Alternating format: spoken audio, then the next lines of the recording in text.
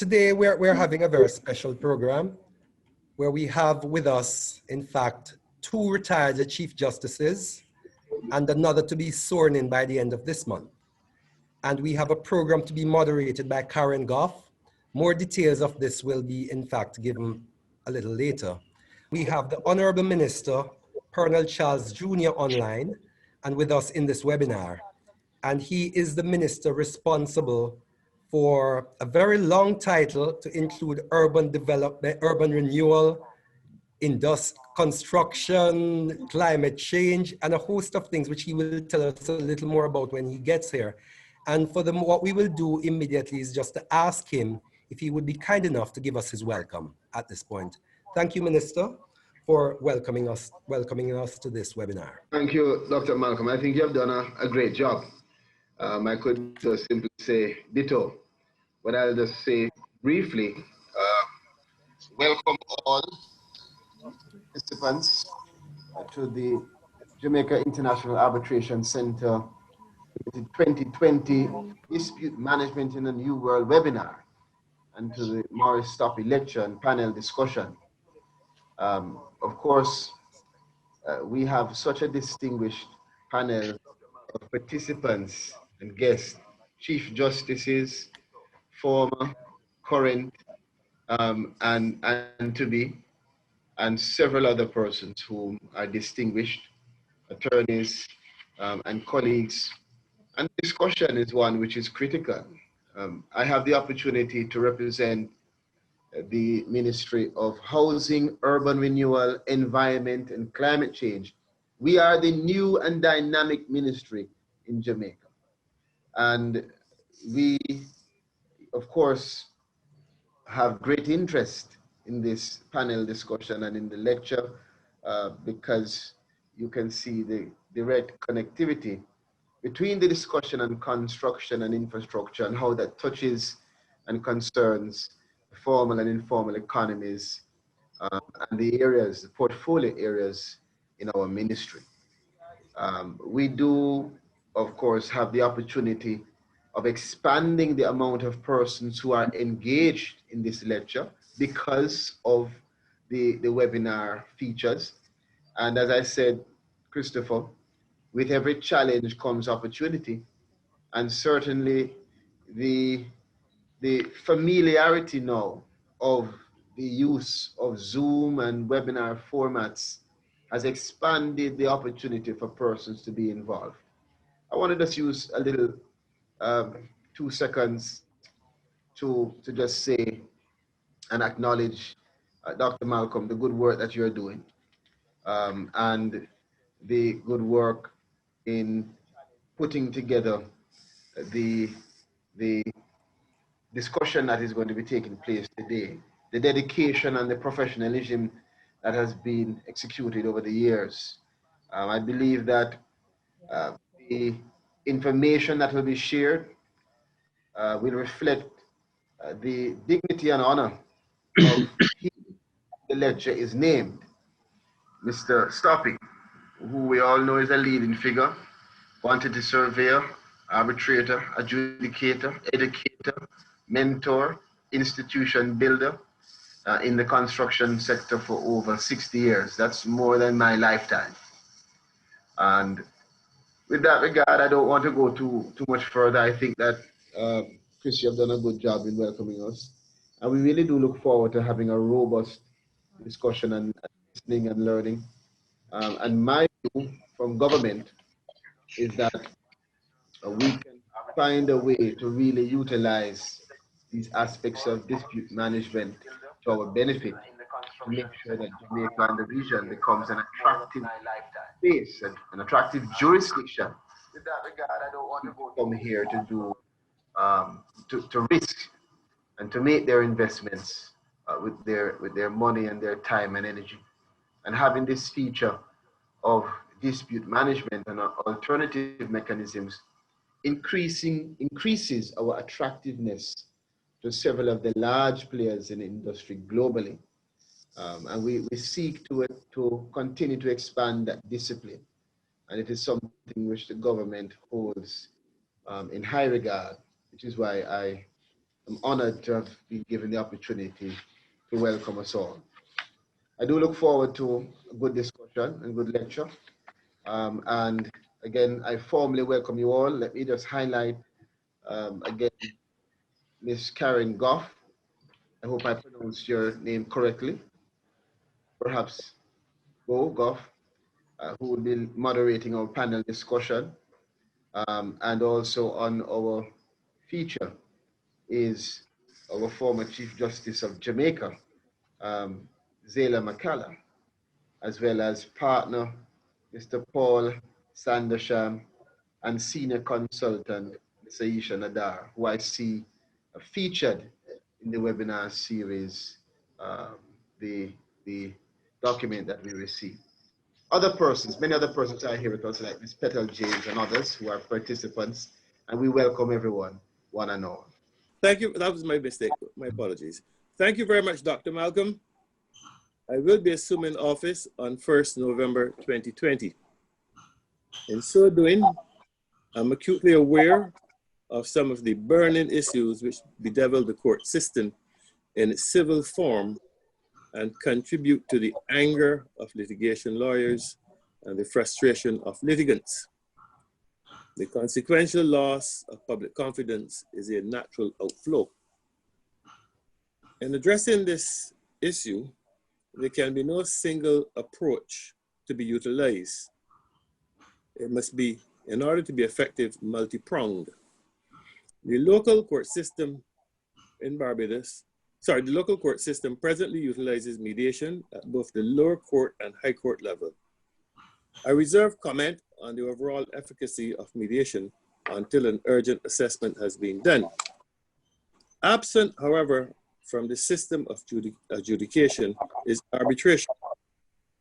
To address the severe backlog of cases which have become trapped in the system requires the utilization of a complementary system of dispute resolution. Arbitration presents itself here as one of the effective tools critically considered.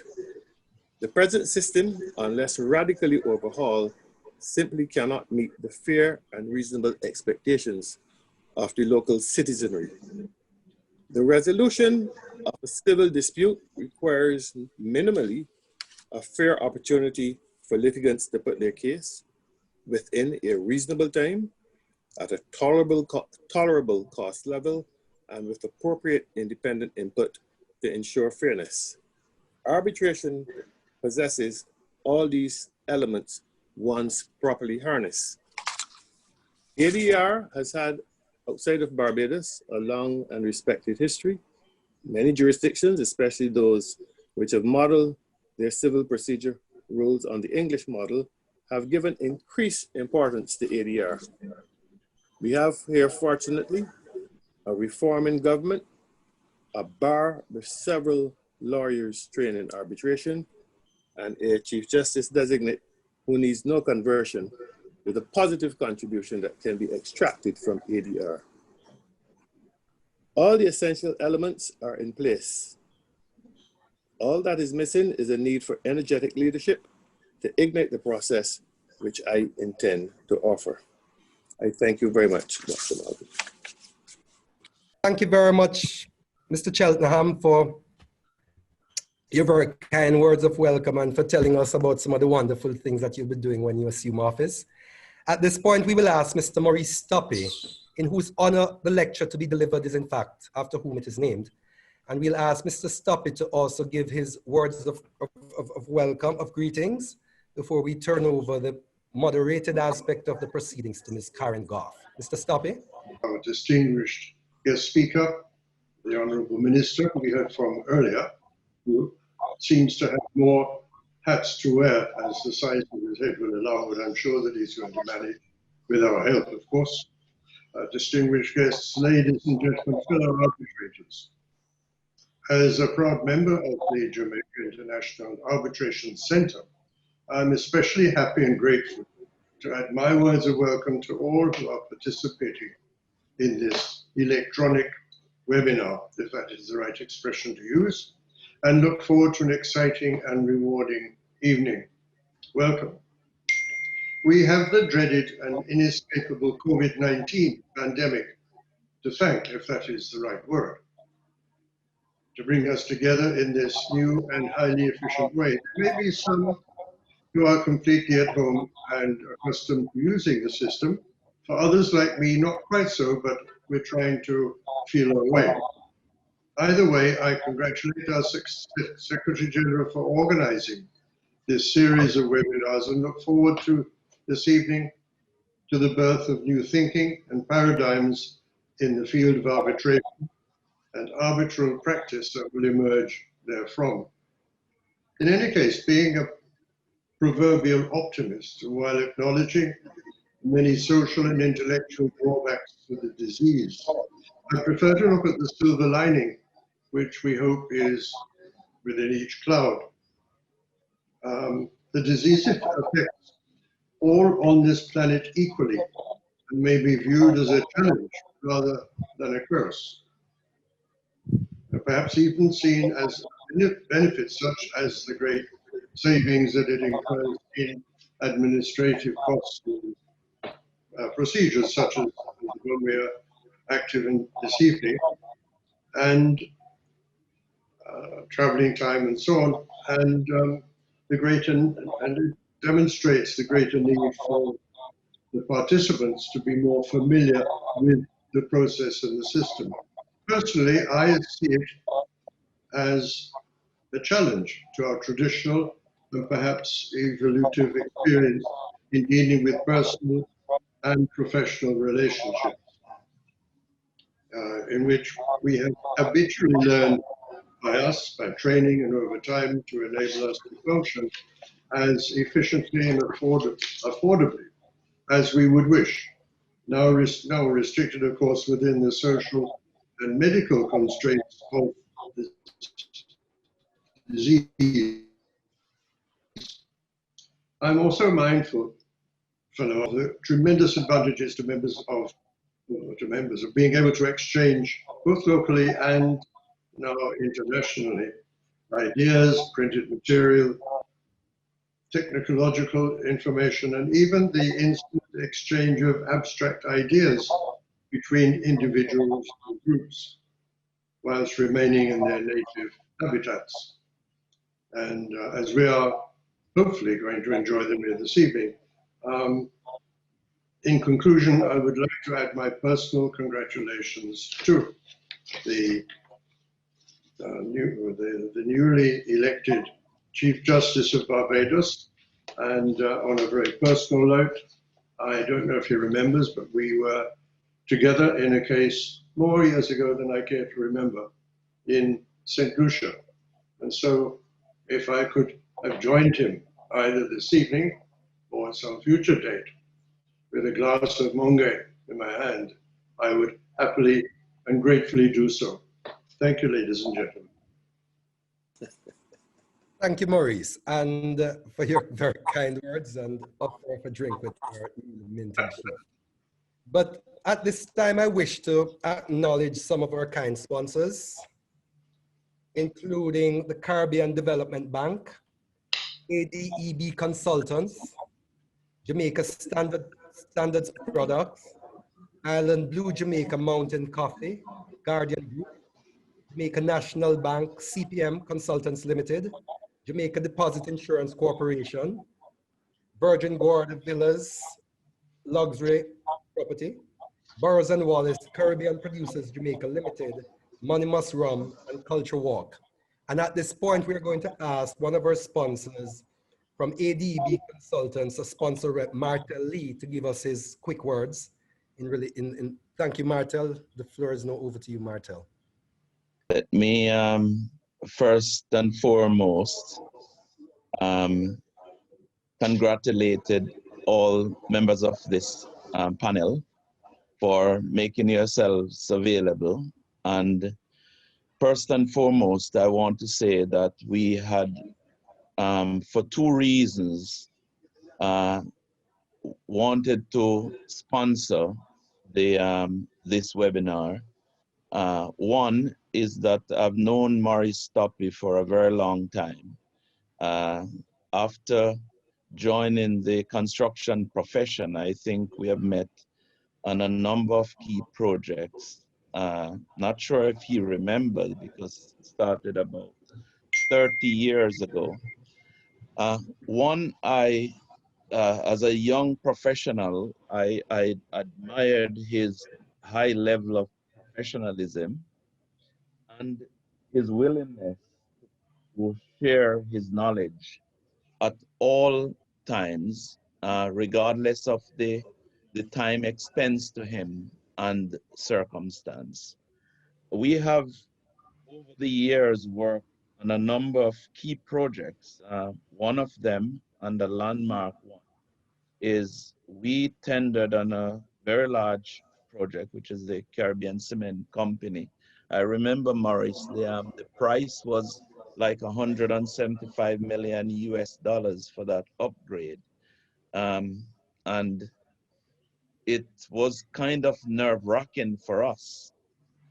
I recall we were doing the upgrade, which was built in several parts, which were built in several countries. Contractors, which ranges from Turkey, Japan, Germany, the US, Canada, Colombia, and Mexico. And we, and I think I missed one, Denmark, the peel contractors, and the overwhelming responsibility required that we look to Maurice Stoppi for assistance and guidance. Needless to say, we ended up in arbitration of some sort. We used the contract, which is the FIDIC, and it was a dispute which was resolved in our favor with much help from Maurice at the time. ADB Consultants is not new to this forum. We have been around, I think, since 1964, January, and we have spanned across the Caribbean, ADB Barbados, ADB Trinidad, ADB St. Kitts, and a few of the other islands around the Caribbean. I must say that it's a privilege for us to lend assistance where we can, and hopefully we will continue to do so in the future. I do not wish to take up much time, as we are just being given the privilege to say how grateful we are to the panel and distinguished guests, including ministers, Chief Justice, and retired judges. Let me, on behalf of ADB Consultants, congratulate you all for participating in this type of forum and giving us all the privilege to resolve issues in a way which is economical and forthright in all aspects of the game that we all play. Thank you very much. Thank you, Martel, I know you're always a very comprehensive engineer, and I know that very well. So at this point, though, we're going to now turn over to Karen for the meat of the matter, which we're here about today. And what I'd just ask in the interim, though, is that those persons who may be on with phones that may be pinging, like, please put them on silent or on some other method which would not allow the ping to come through. Now, Karen Goff is from 39 Essex Chambers. Her profile, like all the others, appears on the coffeetimejaiac.com website.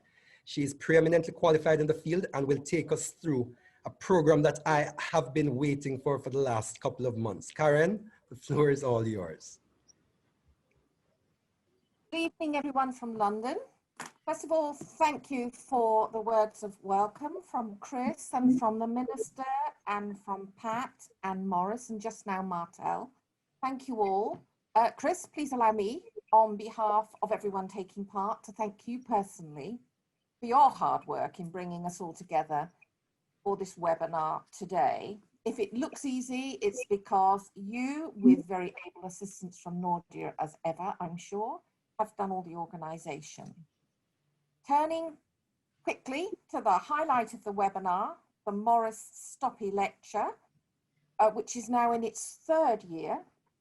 It is a particular pleasure to see Maurice, now elevated to the ranks of national treasure of Jamaica and the construction industry of the Caribbean, I think. See you looking so well, Maurice. Great to see you and to hear your words of welcome just now. I also would like to add my personal congratulations to Pat Cheltenham on his appointment as the incoming Chief Justice of Barbados. Well deserved. Many congratulations, Pat. Now, as the webinar explains, the title of the Stoppi lecture is Courting the Court, zooming in on the role of the courts in the resolution of construction disputes. The issue for this evening's webinar is to examine and understand the extent that the role of the courts has evolved with particular reference to construction disputes. Has it expanded or has it reduced in the face of the increasing use of ADR and arbitration by businesses? In what ways does the court encourage or support the use of ADR or arbitration for the resolution of construction disputes? These questions and others are of real interest and concern to business, none more so than small and medium-sized enterprises wrestling to manage commercial differences and disputes in the face of limited resources and very often unequal bargaining positions. If we think that the resources of the courts and businesses were strained pre-COVID, the future presents an even more challenging landscape. What has been happening and what have we got to look forward to? It's now my pleasure and privilege to introduce my colleague and friend, the Honourable Mr. Wayne Martin, AC, QC, a distinguished jurist and the former Chief Justice of Western Australia between 2006 to 2018. He is going to give the lecture this evening. Prior to his appointment as Chief Justice, Wayne practiced at the Western Australian Bar in the field of commercial litigation, mainly involving disputes in the mining, energy, resources, construction and financial sectors. His practice included international and domestic arbitration. As Chief Justice, he created and managed the arbitration list of the Supreme Court of Western Australia, and he has published many decisions in that field.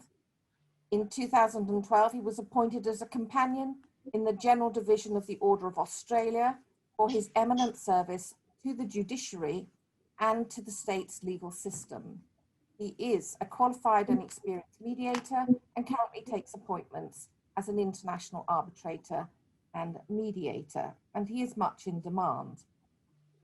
He also serves as part-time judge of the courts of the Dubai International Financial Centre at first instance and also on appeal. He's also a member of the National Sports Tribunal, Australia. So we are fortunate to have secured his agreement to be with us this evening. It is after 10 p.m. in England, but it is 5 a.m. in the morning in Perth, Western Australia. So good morning, Wayne. The virtual floor is now yours. Well, thank you very much, Karen. That generous welcome. I'd like to commence by acknowledging all of our distinguished guests, especially, of course, Mr. Maurice Stoppi, in whose honour this lecture is being presented. Minister Charles, Chief Justice Designate Cheltenham, I wish you every success in your office in these challenging times, fellow panellists, and of course all participants. It's a very great honour and a pleasure to have been invited to present this year's Maurice Stoppi lecture. My great regret is that I can't be with you in person, and that is because I've had a long-standing ambition to visit your beautiful island. To my great shame, that ambition remains unfulfilled, but perhaps when some greater semblance of normality returns to international travel, I'll be able to finally fulfill that ambition and come and meet you all in person. I'm also greatly honoured to have been invited to present an address in the honour of the exceptional contribution which Mr. Maurice Stoppi has made to the development of construction law and arbitration in the Caribbean. I'm sure that the breadth and significance of that contribution will be better known to all of you than it is to me. So I'll move on to my topic, which concerns the role of the courts in the resolution of construction disputes in 2020 and beyond. Of course, 2020 has been an exceptional year. It is the most exceptional year most of us have ever known, and very few of us have ever known a year like it. Virtually all aspects of human endeavour have been affected by the pandemic in all parts of the globe which we share. Construction work, construction disputes and the courts are no exception to the effects of this pandemic. The construction industry has been dramatically affected. Lockdowns have affected construction work in many jurisdictions. The supply of essential materials has been disrupted, as has international trade. The supply of workers, both skilled and unskilled, has been affected. Greater attention has been given to force majeure clauses in contracts than perhaps ever before. And because of the economic downturn, cash has become king, and many parties simply can't afford the cost and the time involved in major dispute resolution processes. The courts have also been significantly affected, of course. Many of them in many jurisdictions have been unable to sit normally. Those that have been able to try and continue working have had to rely very heavily on technology of the kind that we're using this afternoon, and that has led to many backlogs and the delay in court proceedings. All of that has, I think, increased the emphasis on the need for dispute avoidance. As my mother used to say, an ounce of prevention is worth a pound of cure, or using a more contemporary metaphor, it's often said that it's better to put a fence at the top of the cliff than to put an ambulance at the bottom of the cliff. So how do we go about avoiding or minimising construction disputes? There are many ways, but I'd like to just suggest a few before turning specifically to the circumstance in which those techniques have failed.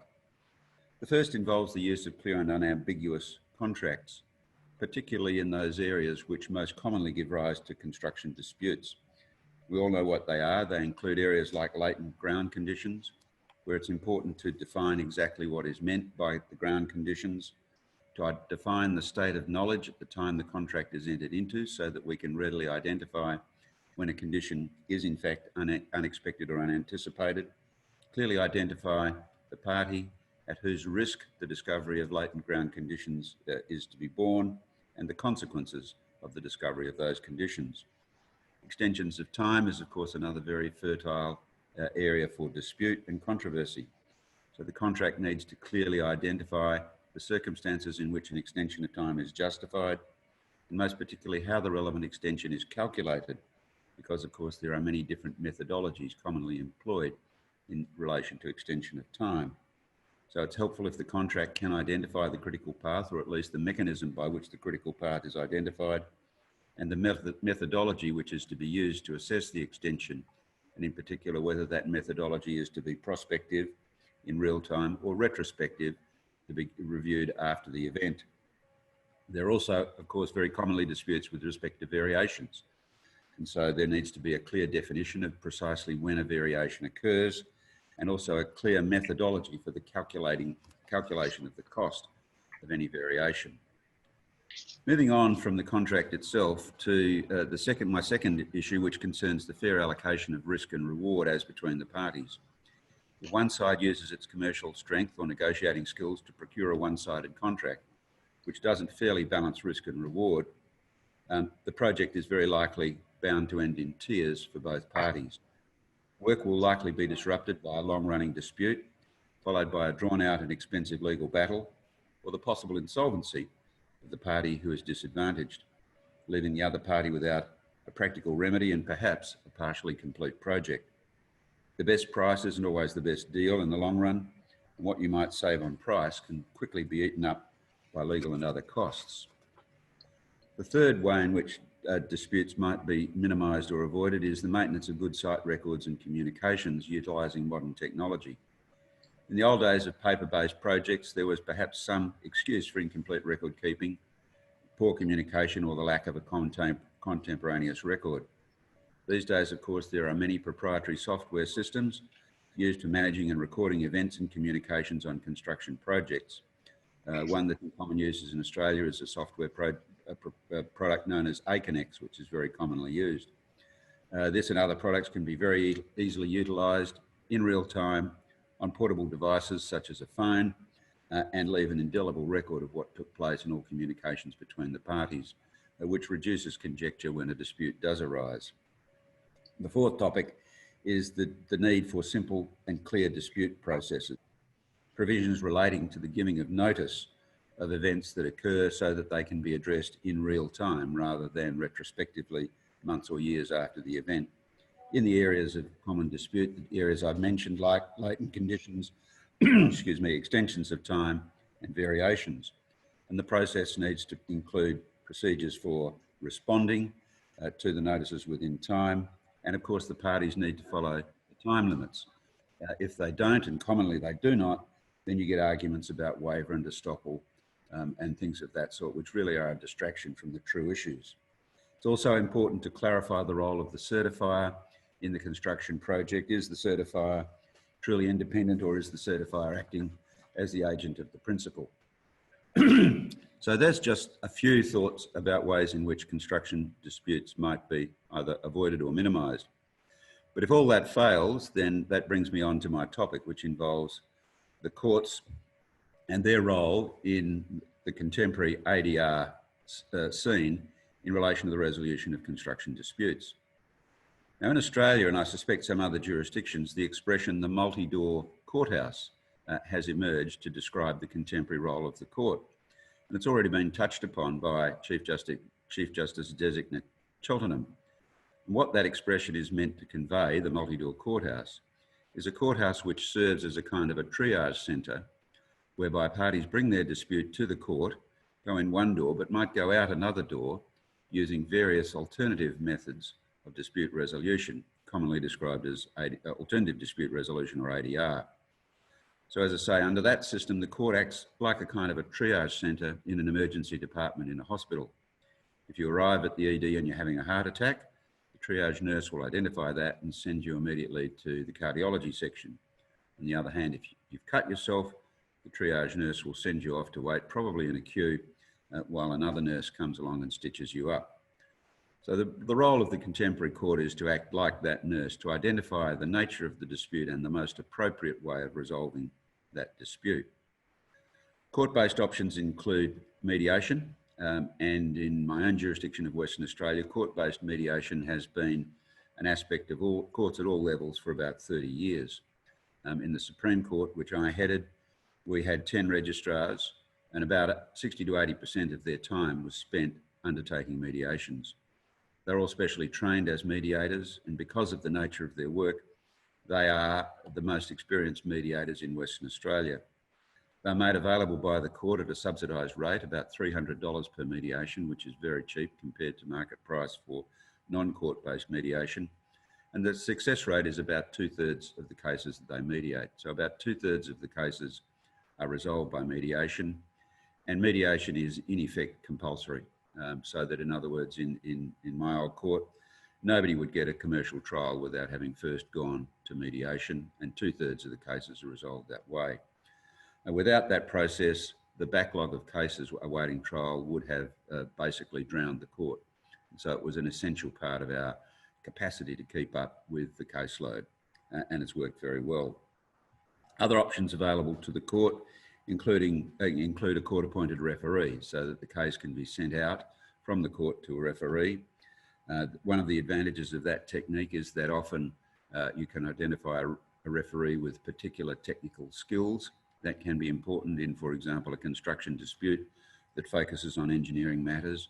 You might be able to find a qualified engineer and sometimes an engineer who's also qualified as a lawyer to act as referee. The advantage of that, as I say, is it brings to bear technical skills. It takes it outside the court system and therefore away from backlogs and delay. The disadvantage is that it makes an appeal from that decision very difficult because unless there is an error of law, appeal is very difficult.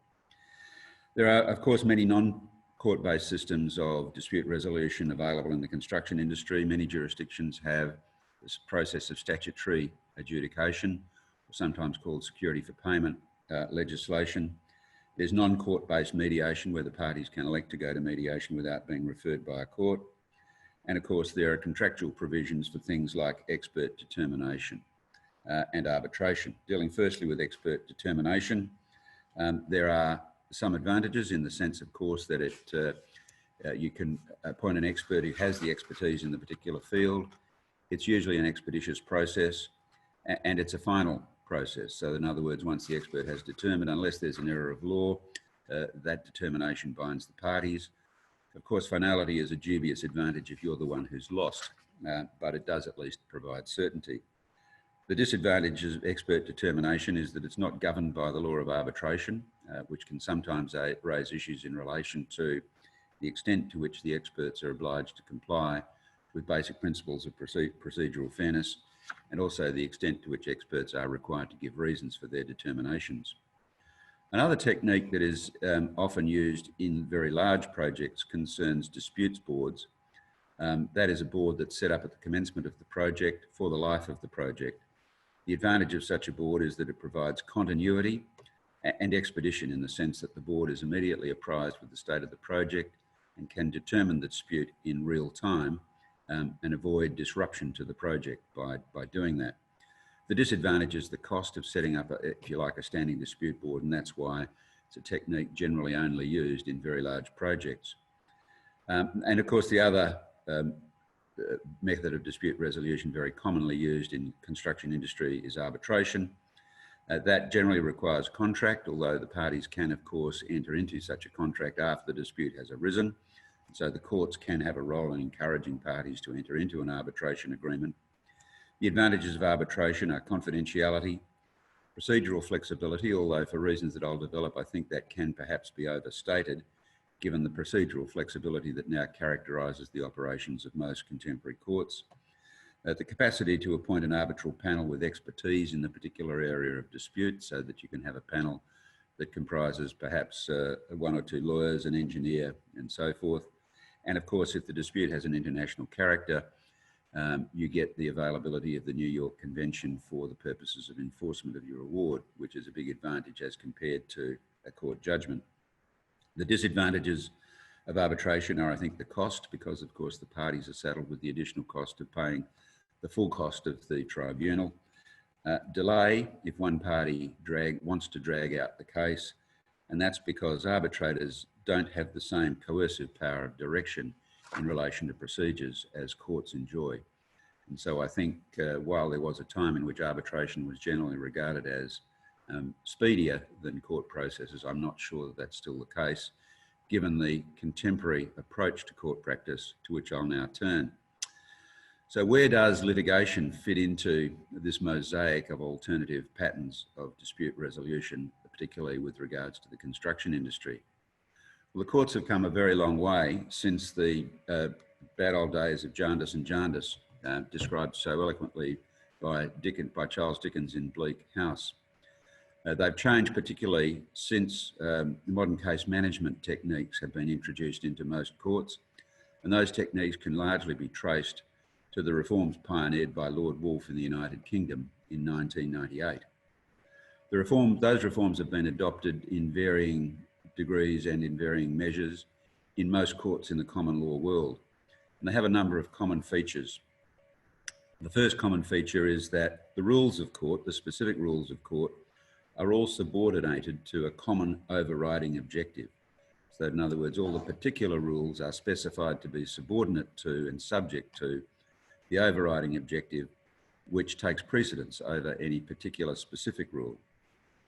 The objectives identified in that override objective vary, of course, from court to court, but commonly they include the minimisation of cost, the minimisation of delay, the maximisation of efficiency, and the introduction of the principle sometimes described as proportionality. And what that principle basically describes is that the procedures of the court will be utilised only to the extent that the cost and time involved in the utilisation of that procedure is proportional to the dispute itself, that is to say the value of the subject matter, and is proportional to the just and fair resolution of that dispute. So that if the dispute involves a relatively small amount in issue, the procedure to be adopted by the court will be tailored to reflect that fact, and substantial interlocutory procedures that would involve costs which are disproportionate to the amount in issue will be eschewed by the court. Another common feature of contemporary case management by the courts is what I might describe as tailor-made or bespoke case management. The Old English rules of the High Court, which many of us practiced under for many years, had a one-size-fits-all type of approach, so that every proceeding was presumed to require the same features in terms of pleadings, particulars of pleadings, discovery of documents, interrogatories and the like. Contemporary case management techniques take a different approach and require the procedures to be modified to meet the particular circumstances of each case, a tailor-made or bespoke solution, if you like. And that is generally often conducted through what is described as docket-based systems of case management.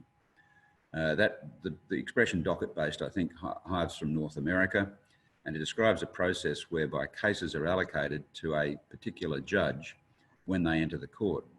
And the case remains under the supervision of that judge during its entire life, that is from inception to trial and disposition. The advantage of that is that the judge remains aware of the case. You don't get what is sometimes described as file churning, whereby different judges all have to become familiar with the case. So it's efficient. The other main advantage is that the parties know from the outset that the judge with whom they are dealing in relation to their interlocutory disputes will be the judge who will try their case in the event that it does go to trial. That has the beneficial effect of discouraging game playing because parties know that if they behave badly during the interlocutory dispute, the judge will form a view about that in relation to their case, and that view might be brought to bear upon the resolution of their case at trial. The other advantage of docket-based systems is that it enables the creation of specialist lists, which are again a common feature of many courts. Lists are often set up in the construction area, the commercial area, the intellectual property area, and other areas of the court. The advantage of that is that it enables specialist techniques to be devised that are appropriate to the resolution of disputes in that particular area, enables the judge to develop expertise in that area, enables the practitioners to be familiar with the procedures that are likely to be adopted. And so docket-based case management combined with specialist lists is a very common feature of case management in many courts. Many of these procedures are aimed at, and a key focus of contemporary case management in the court is the early identification of the real issues in the case, not necessarily by pleadings. There is a tendency, I think, for the pleading process to involve a whole raft of issues which may not be central to the dispute. So the purpose of contemporary case management is often to get to the heart of what the real issues in the case are and eschew, if possible, all the peripheral or tangential issues.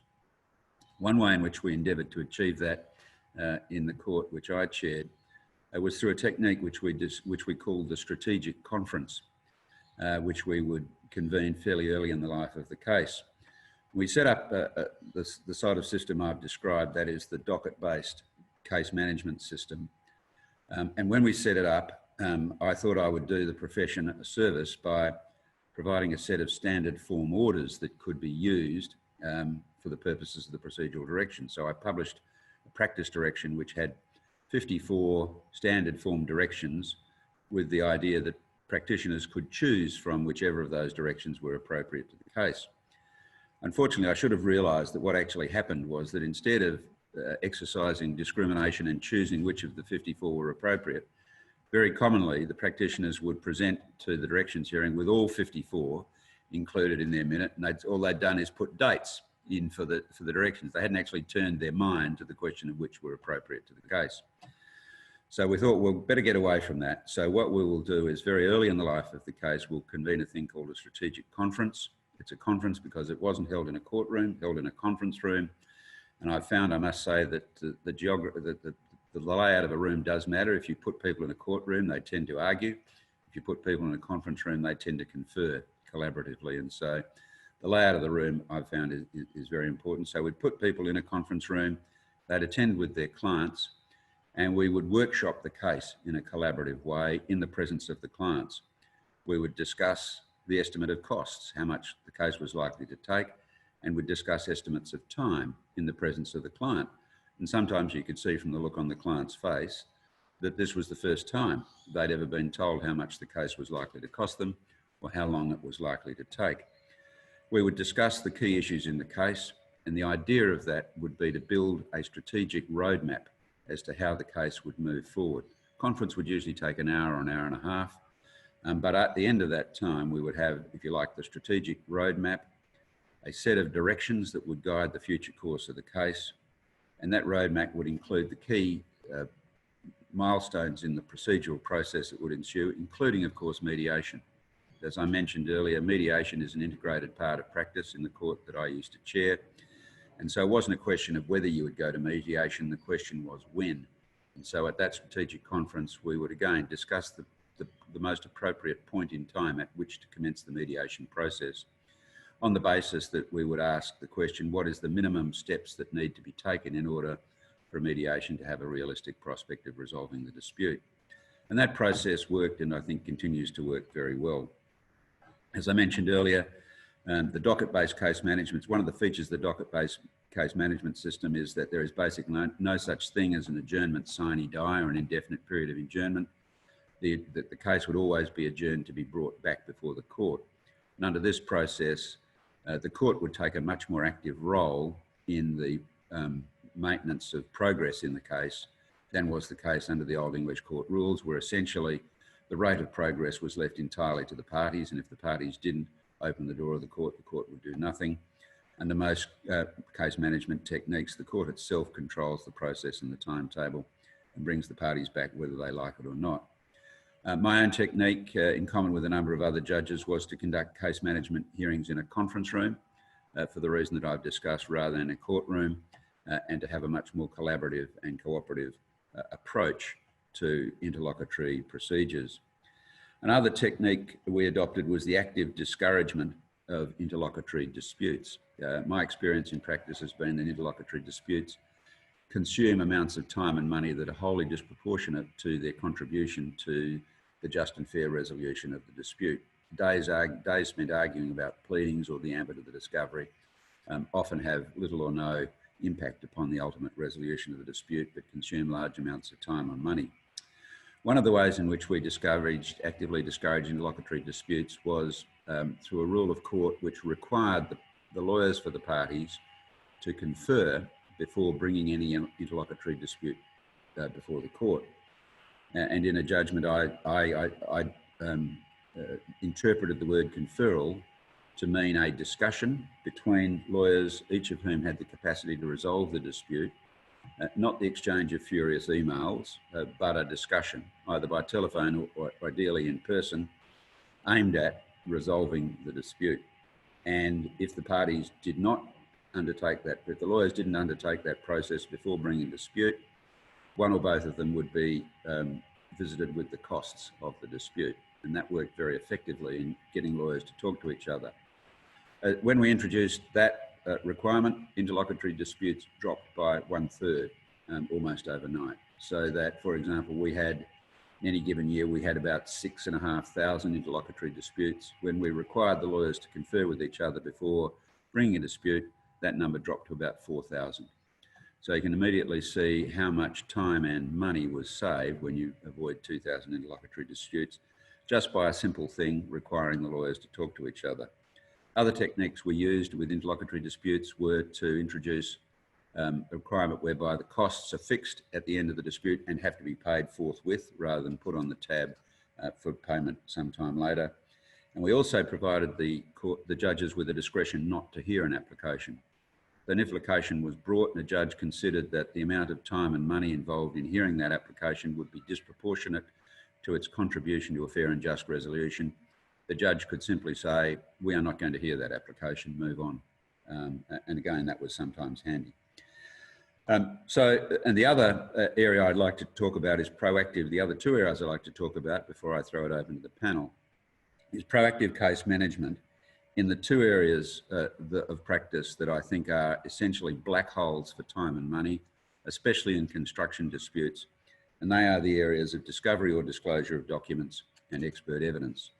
We all know that those two areas can themselves take on lives of their own and involve some very substantial cost and very substantial delay.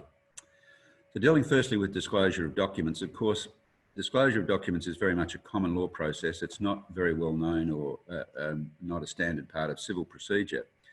But it's part of common law process. It has, as I say, taken on a life of its own, and the nature of contemporary commerce is such that there are vast arrays of documents and therefore vast potential for dispute about the extent of the documents that can be disclosed. And it's not uncommon in major commercial disputes for issues with respect to disclosure to consume months, if not years, and many millions of dollars or pounds, depending on where you are. The sort of issues that arise in relation to disclosure are the time at which the disclosure disputes should be addressed, and in particular, whether they should be addressed before or after the exchange of witness statements. Most contemporary systems of procedure, like arbitration, perhaps following on from the processes that have evolved in arbitration, involve the mandatory exchange of witness statements at some point in the process prior to trial. So a question has arisen whether you have the disclosure dispute before, require the parties to make disclosure of documents before they exchange witness statements or after. The conventional approach, of course, has been that you deal with disclosure of documents before the exchange of witness statements on the basis that the parties say, well, we need to know what the documents are before we commit ourselves to the provision of the evidence. The more recent approach that's been adopted in a number of courts in Australia is to require the witness statements to be served before any issues arise with respect to disclosure. That's seen to carry with it a number of advantages. The first is that the witness statements are likely to be more candid and more credible because they are based on the witness's state of information at the time the statement is produced or at the time the dispute arose. A witness statement produced after disclosure of documents has taken place is often augmented by information gained subsequent to the material time of the dispute and as a consequence of disclosure. So it becomes difficult to identify what was actually known to the witness at the time the dispute occurred and what's become subsequently known to the witness as a result of the disclosure process. So it's thought to enhance candour and credibility. It also avoids argumentative statements. So in other words, if the party providing a witness statement knows what's in the other side's documents, the witness statements tend to be argumentative and tend to address positions that are seen in the other side's statements, when in fact, of course, they should be restricted to the evidence that the witness is able to give from their own knowledge.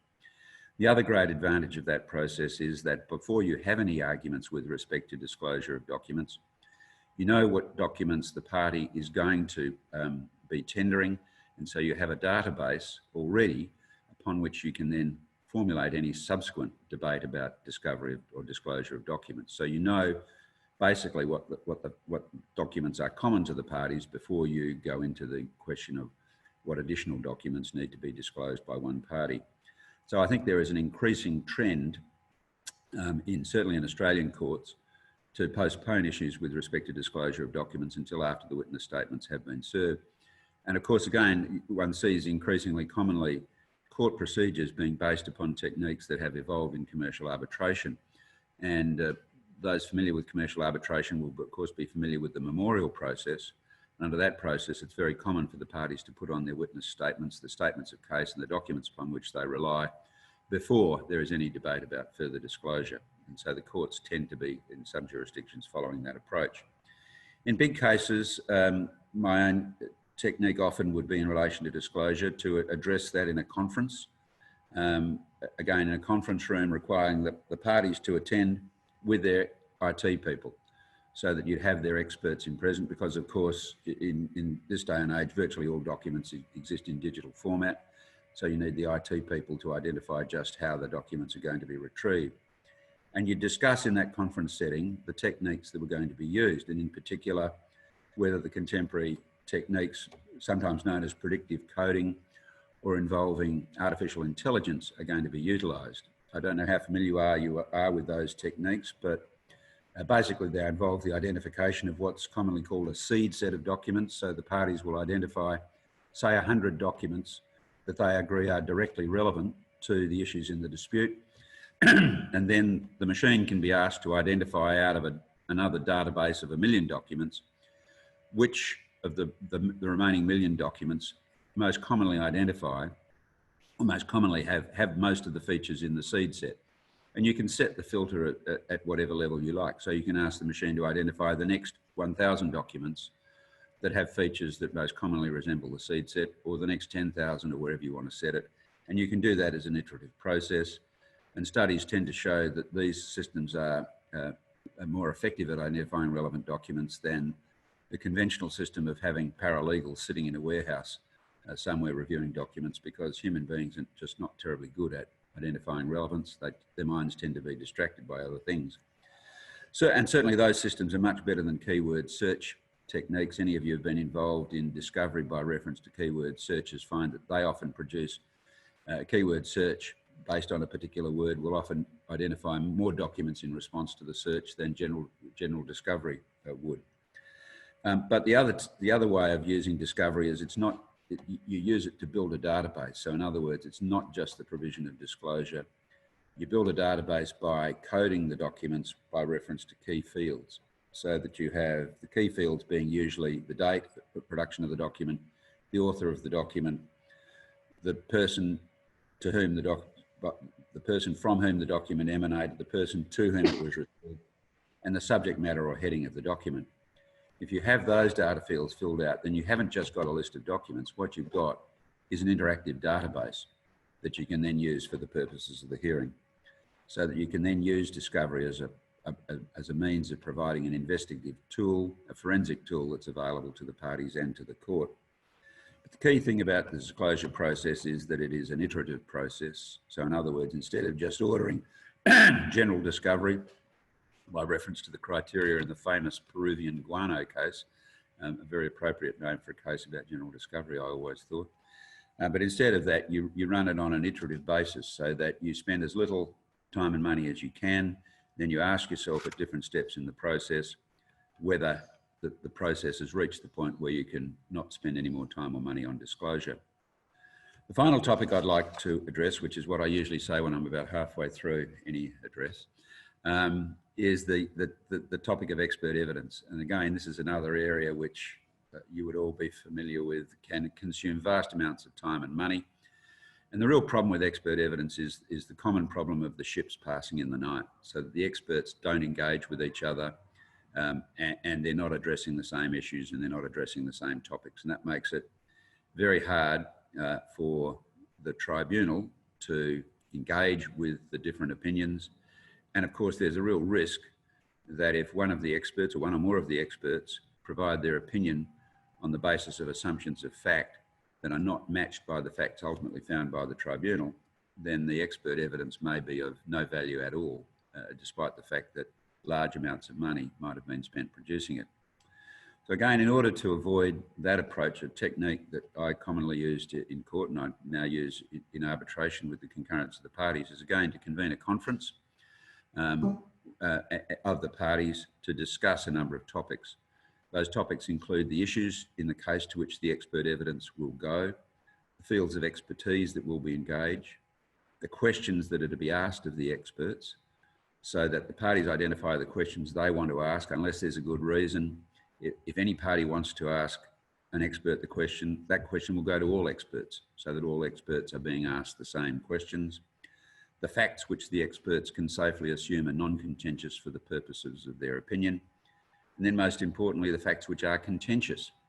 So in other words, the range of facts that the experts need to consider so that their opinion can address all the potential factual outcomes that might be found by the court or tribunal, so that the opinion is of value, whatever those facts are. And then there will be discussion about expert conferral. Most courts and tribunals now require experts to confer, usually in the absence of lawyers, and require the experts to produce a report identifying the matters upon which they are agreed and the matters upon which they disagree, with a short statement of the reasons for their disagreement. And there are nice questions that sometimes arise about whether that conferral should take place before or after they have written their reports. The advantage of conferral before reports is that you tend to find that the degree of agreement is significantly greater than after they've written their reports, although many lawyers are very nervous about letting the experts confer before the reports are written, because they're concerned the expert will have given the case away before the lawyer gets a chance to shape the report.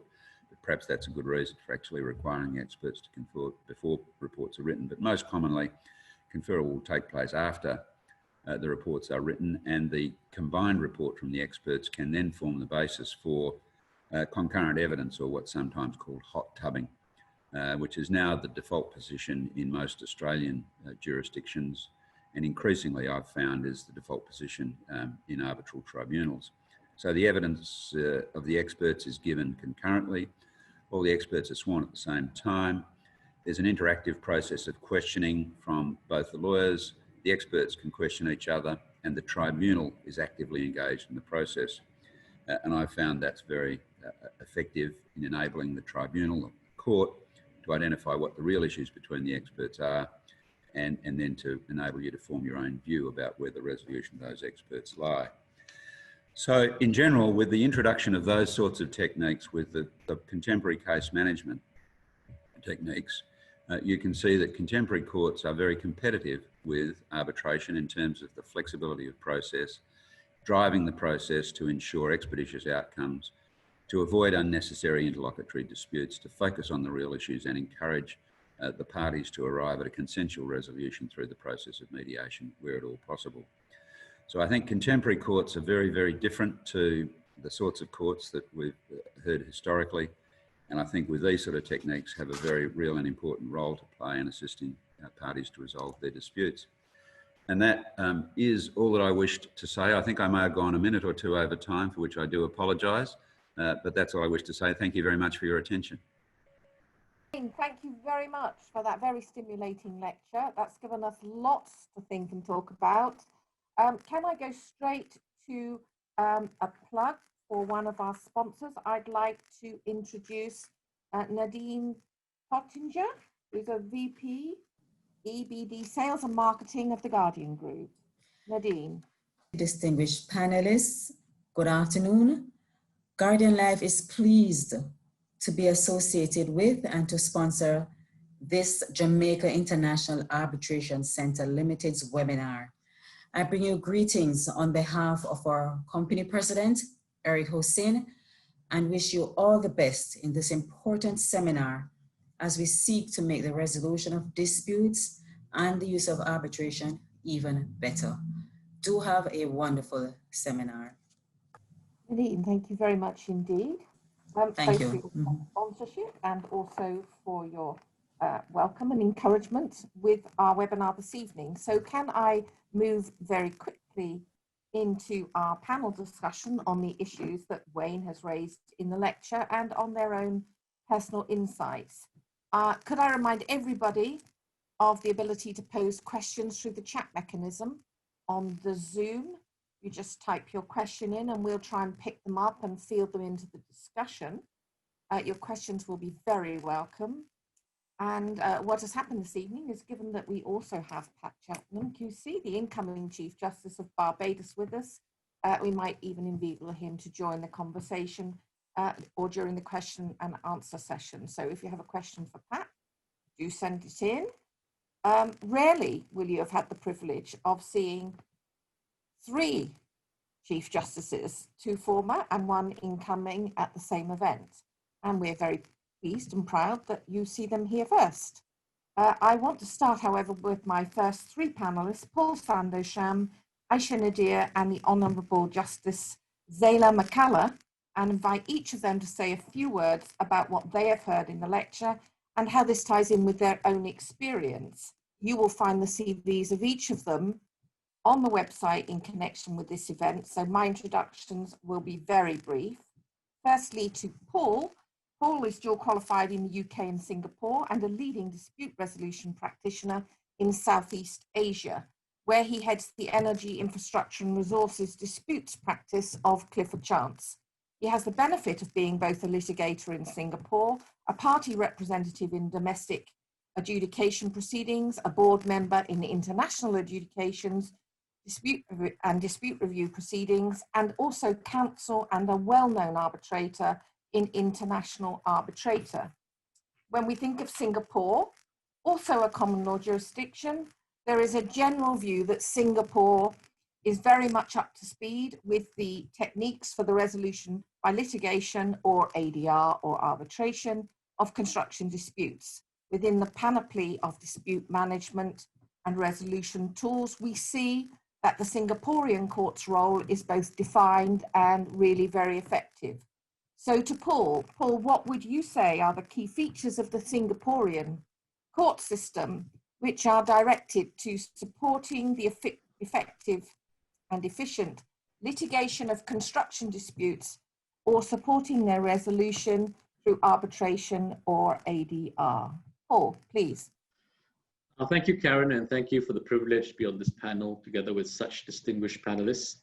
I'll just say a few words of the Singapore experience from the perspective of a practitioner and arbitrator dealing with construction disputes. And I would say that two areas that Singapore has developed to assist in the resolution of construction disputes. And the first is the judiciary.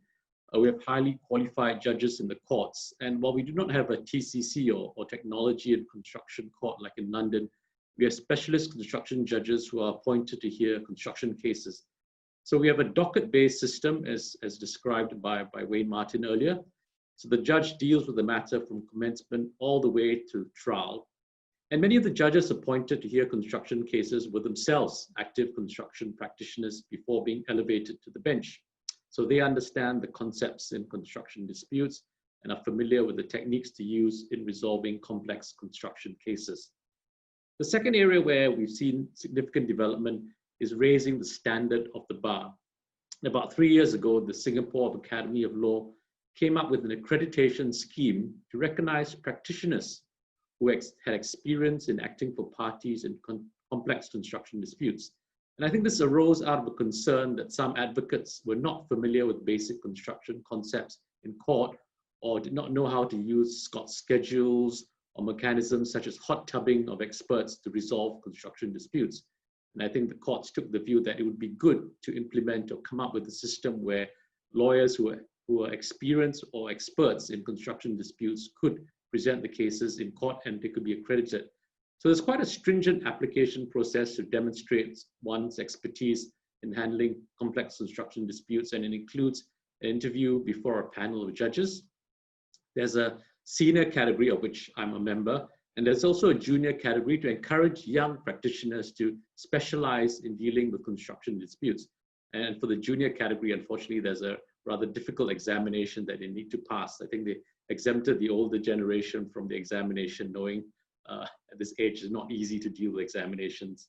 Now, this obviously benefits the end user, who then has the comfort of knowing that the lawyer he or she appoints has the competence to help him or her present the case in the most cost-efficient way. And as we know, construction cases tend to be quite expensive. And I think getting the right lawyer to present your case, who understands how to present your case to a tribunal judge, will help a lot.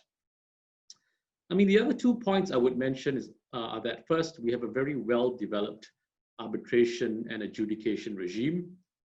By and large, most construction disputes are resolved by way of arbitration. And I think most of you would recognize that Singapore is now sort of the leading hub for dispute resolution in the region. But that's just one part of it, because arbitration can't succeed without the support of the courts. And we have a very supportive court system as far as arbitration is concerned. There are limited grounds to challenge an award, and the courts rarely intervene to set aside an arbitral award. The other part of the dispute resolution process, which has grown tremendously in Singapore, has been adjudication, and this has been very successful in helping cash flow for builders. We have been, in some ways, grateful to the Australian experience in that we adopted pretty much wholesale the New South Wales legislation on security of payment, and therefore the judgments in the New South Wales courts have been very helpful where disputes arise in terms of the interpretation of the Act.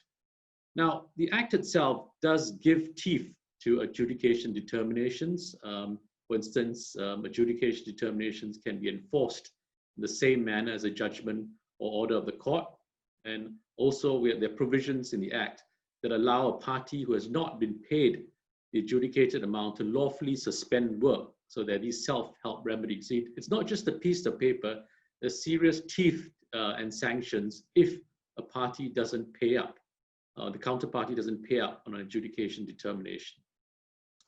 So I thought that sort of brought a useful sort of summary of the perspective and what we see from the Singapore experience. And perhaps it'd be interesting to hear from the other panelists from their own jurisdictions.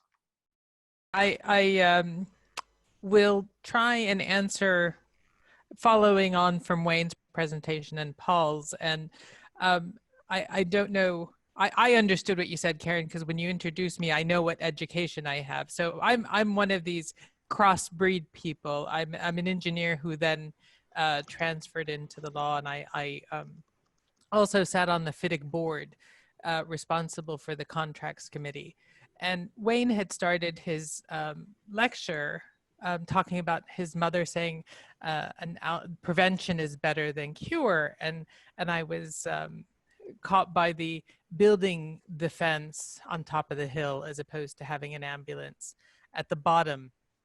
And I think one of these things is FIDIC in the contracts. I heard Martel talk about that he had a FIDIC contract.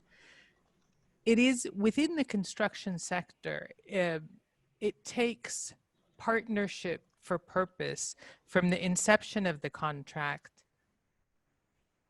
all the way through, hopefully, successful project execution. And I think the role of the courts, if we're talking about ADR, is really from a practitioner's perspective, and I say a practitioner possibly participating in construction, is having confidence that the courts will support an agreement to ADR if within the contract. So I'll use FIDIC contracts as an example. Wayne had indicated risk is inherent in every step of the way, and having a contract that addresses risk and reward. Well, it is the corollary to that is having a stepped dispute resolution mechanism, or having contractual access to ADR. And FIDIC approaches that by having a multi-tiered dispute resolution process that includes specifying the engineer's role in both as a certifier and as a dispute resolver, engaging a dispute board as a second tier with more of a neutral function. And then the ultimate view is the ultimate recourse to arbitration. And like Paul had said, having a court that supports agreements to engage in alternate dispute resolution provisions. So, and also a court that supports or enforces decisions that result from those alternate dispute resolution provisions. So it would be very important to focus from a development perspective, engaging SMEs and ensuring that the court supports both the agreement to engage in a multi-step dispute resolution process, and provides the support in enforcing the decision at the back end. Thank you, Aisha. And the next person we would like to have some comments from is retired Chief Justice of Jamaica, Justice Zayla McCalla. She is a very distinguished jurist and who, notwithstanding her retirement, continues to be of significant service to the nation, and including in many ways. And while as Chief Justice, she introduced several significant initiatives in the court, including her push for the greater use of ADR and some supporting administrative structures that she would have put in place. And having no idea of what it is that Karen intended to do by way of introduction, I will merely say that all the details, as Karen has said about Justice Zayla McCalla and all the other speakers, can be found on the website. And I now turn over to Justice McCalla for her views on the matter coming out of the lecture.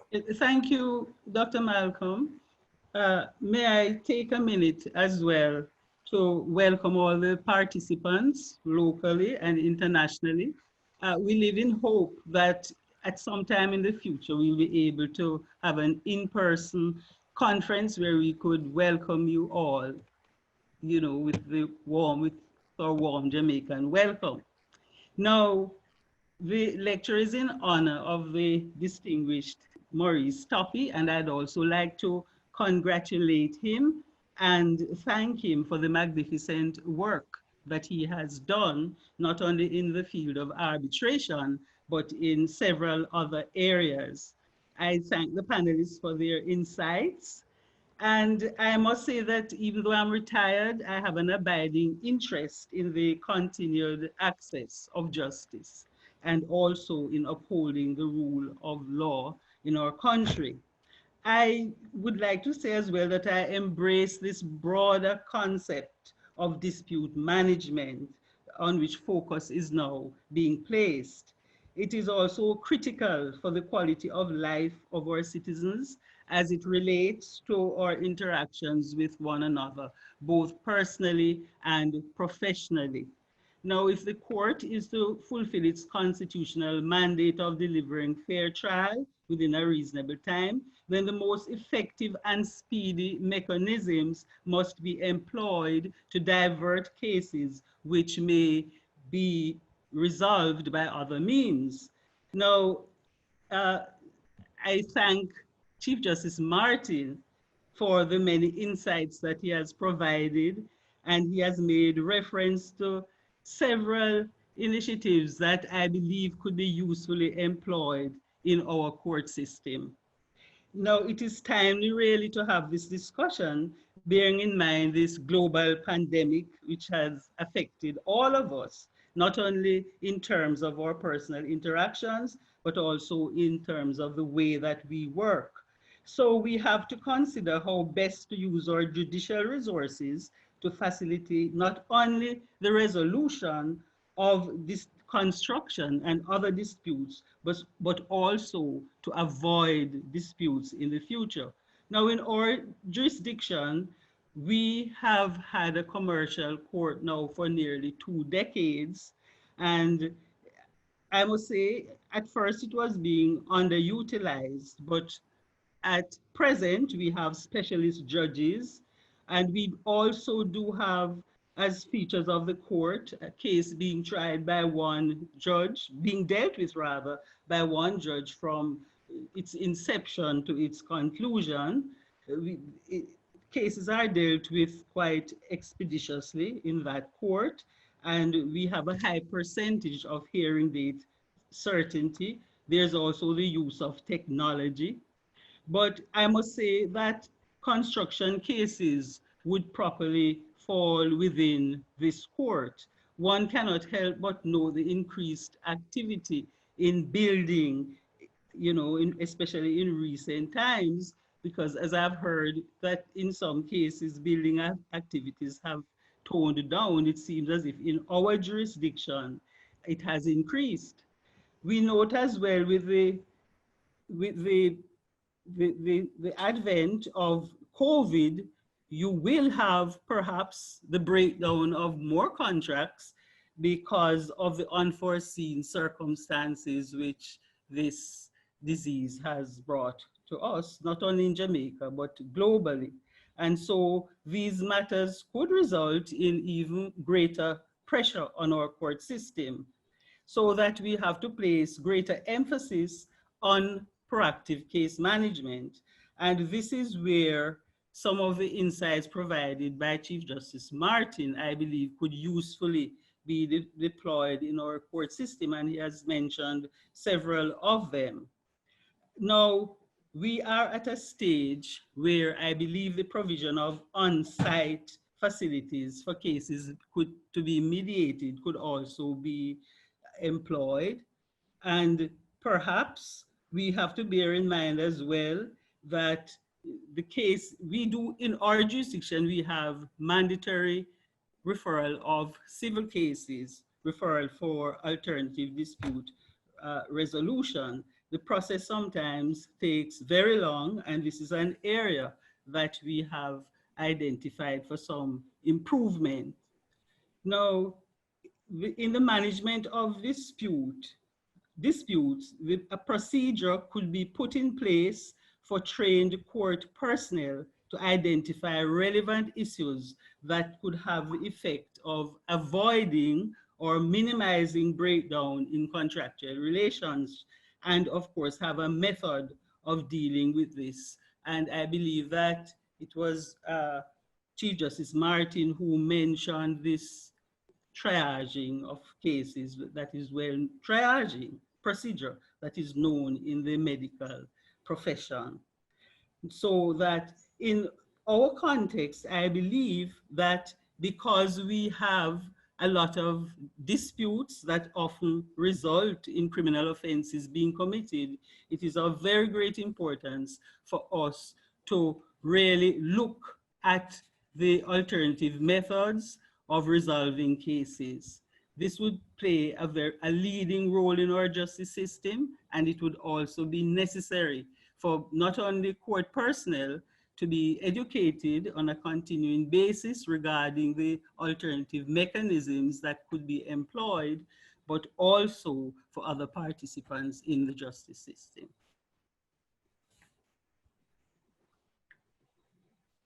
Yes, I think Karen's mic is okay now, so I think she'll take back over. Yes. I think so. Can you hear me? Yes, you're now being heard. Ah, great. Okay, I'm sorry about that. I logged back in and it seems to be okay. Zayla, I'm really sorry I wasn't able to introduce you. I was going to say the woman that needs absolutely no introduction. Chris did Should have one. Good job. He did. So thanks very much to Chris for that. Right, so the panel discussion is now open for questions. I can't see any coming in particularly, but could I ask the Chief Justices, so Wayne and Zayla, and certainly Pat, if he'd like to contribute, focusing on the role of the courts and picking up on the themes in Wayne's lecture this afternoon. One of the things I noticed particularly was his preference for conferences rather than court-based hearings, which struck me as a really good idea, and something, of course, which is widely practiced in arbitration, even if under a different... New civil commercial court building for the Supreme Court during my term, and a few years after we'd introduced this practice, and I was in charge of the design. And next time you come down to Perth, Paul, I'd love to show you over it, but as you might guess, because I was in charge of the design, we've got more conference rooms in that building than we have courtrooms. And we use them for, because we have a lot more case management hearings than we do trials, and so and a lot more mediation. So we've got 2 floors of that building are devoted to mediation suites, and we've got about 10 mediation suites. We've got about 20 conference rooms, and I think we've got 12 courtrooms. So, and that reflects our practice. We have, because of our case management processes, we have very few trials. And there's a phenomenon known in Australia as the disappearing trial. Young lawyers are very concerned because they don't get trial experience, because our case management systems basically weed them out and get rid of them some other way. But happily, we've just built a new building that reflects contemporary practice, which is great. Oh, that's fantastic. Great, Aisha, what do you think about this? Well, I actually think your idea is we all have to learn from each other, and we kind of go back and forth. And one thing that I think I heard Wayne saying was at these strategic conferences that the parties, not counsel, not only counsel, but the parties are actually there. And I think more alongside being in a conference room, having different people at the table also changes the dynamic. Because coming from the engineering side, I think when you look at a lawyer's approach to solving problems, lawyers tend to resolve disputes by controlling data and debating and arguing about that data, whereas the scientists or engineers may put the data on the table and have more of a discussion about what that data actually means. So I think having the construction professionals all at the table will facilitate having a dialogue and maybe getting to the real issues and coming to a cost-benefit solution. I think one of the comments that Wayne said at the strategic conference was the first that the parties actually heard the real cost of addressing their dispute. And I think when you get to know the real business case, the decision may be a bit different how you're going to pursue that dispute. So I think learning from each other and sharing experiences and making sure that the right people are around the table when you're deciding the path forward or the roadmap is quite important. Thanks, Aisha. Yes, absolutely. Making sure the right people are in the room, the people that can make decisions, is really very important indeed. Pat, you didn't sort of wave at me. I have got you on my screen. Did you want to make a contribution on that point? I wanted to ask Wayne what is the nature of the fundamental reform carried out in relation to the case management, whereby they can affect so many radical changes. That really does fascinate me. Well, sure.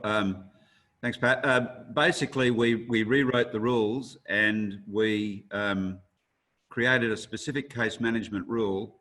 And the first rule, and we introduced the overriding objective rule that you see in many rules, that is that the fundamental purpose of all of these rules is to achieve an efficient, fair, just resolution of the dispute at the most reasonable price. And so that's the overriding objective. And then the first rule in our case management rule was that the case manager can do pretty much anything he or she likes in the furtherance of the overriding objective.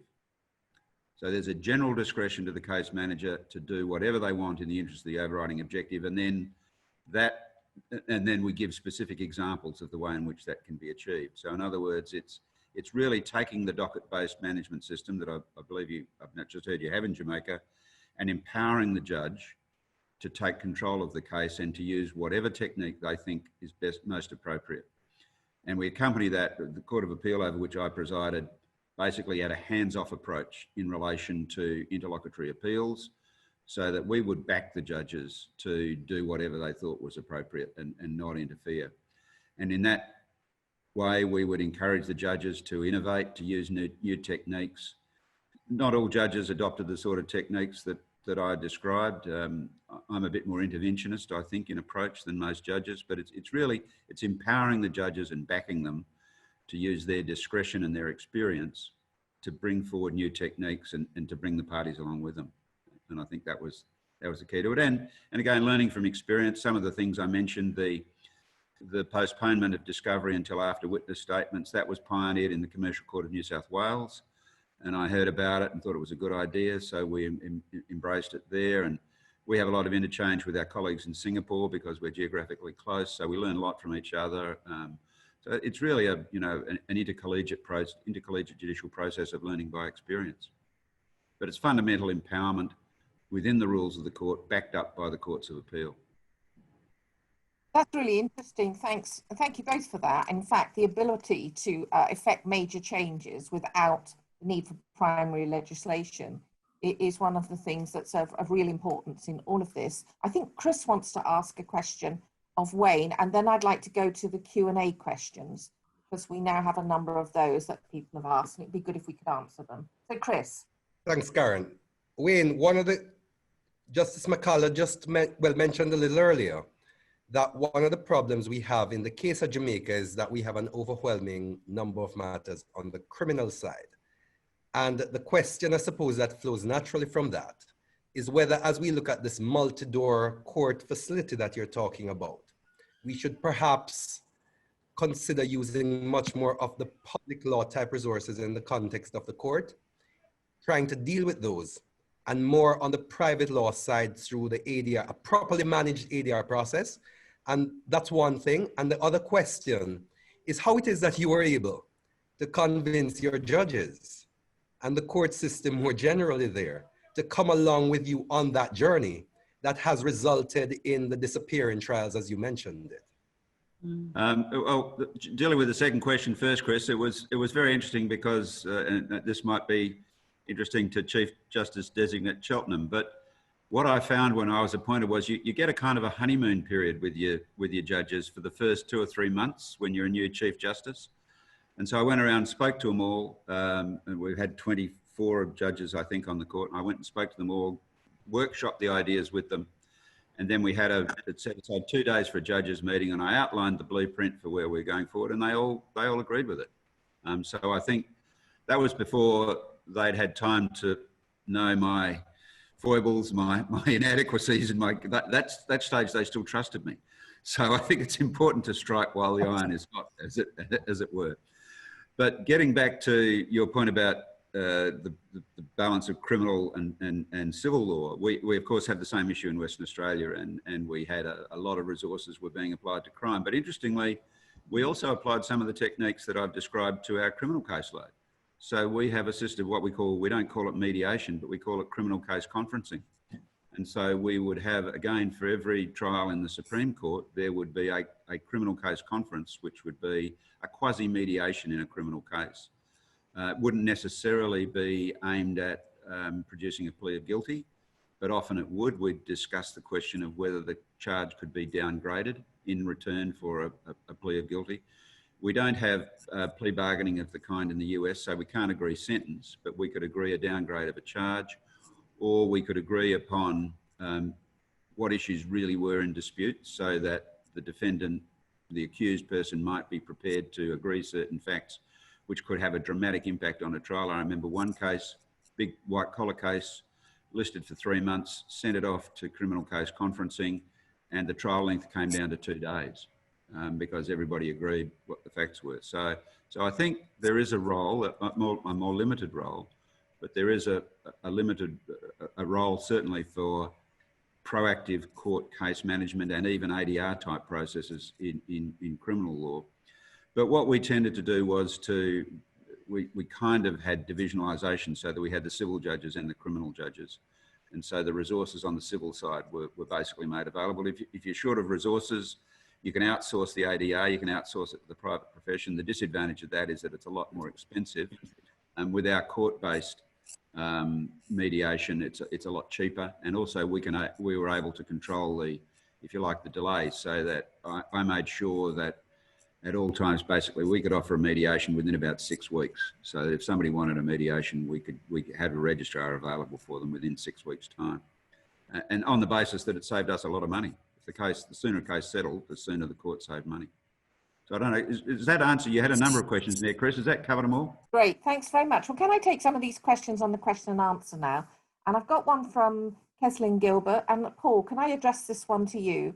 It says, do you find that in relation to these disputes, the binding nature of the ADR processes, so obviously not all ADR processes will be binding, or certainly not final, whether that is problematic and may discourage the use, if not specifically provided for in the contract? So Paul, what can you say to that? Well, I thought one of the attractions of ADR, I mean, especially arbitration, was the finality of the decisions, where the scope for challenging is much more limited compared to the court process, where there could be multiple rounds of appeal.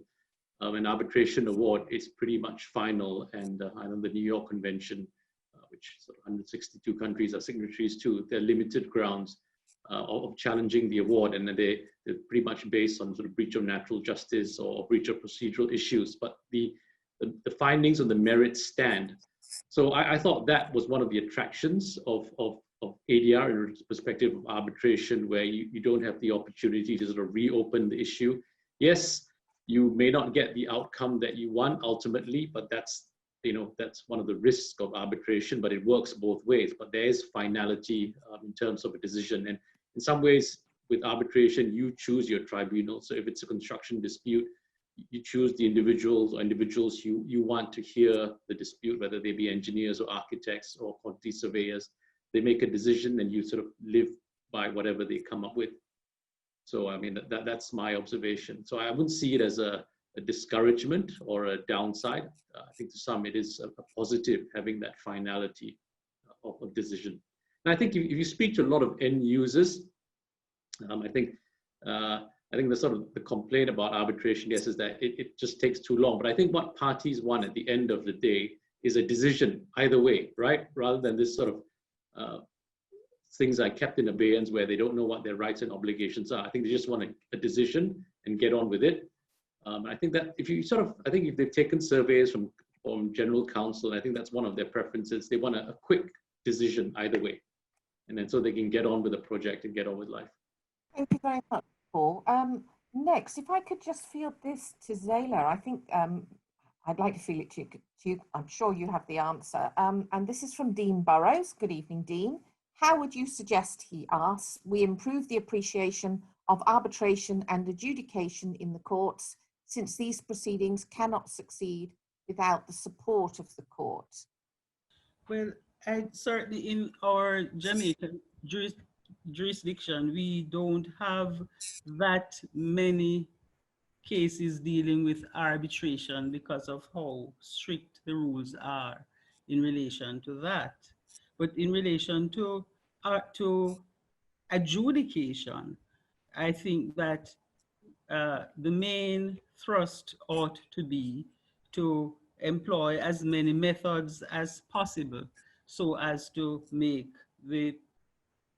avoid delays really in costs and waste of time. I don't know if that answers his question. Yeah, I think also, and certainly when speaking to you earlier, Zayla, you were very emphatic about the need for education of all stakeholders in the processes, not just of the court, but also in arbitration and adjudication, and starting, I think, with judges and going down through the lawyers and, of course, to the parties. Yes, but I believe that that is important for everyone to have buy-in in the system. I'm particularly intrigued by the situation in Australia, where you have more courtrooms, more conference rooms than courtrooms, because I think it sends a strong signal that the court is not only a place where you come to have cases tried, but you come to have cases resolved by whatever means necessary. Thank you very much, Zayla. And if I pick, perhaps, because we're running out of time here, just one final question, and he refers this to Wayne. He says, you made mention of increased disputes due to COVID and the possibility of insolvency of one or both parties due to the adverse economic effect on delays in resolution. I don't know if you can do this shortly. Any recommendations, he asks, on the way in which, a party who feels as if they have less power in a dispute and may not be able to wait out a delay can get a matter on for resolution quickly and fairly? Okay, well, the quickest way of resolving a dispute and the cheapest way is by mediation. And so if you go to either court or to arbitration, you're talking about years and a lot of money. So mediation is the quickest way. If you have court-directed mediation, if the other party won't agree to mediation, you go to a court and ask the court to direct mediation. And I understand in Jamaica that's available. Chief Justice Michaela referred to mandatory mediation.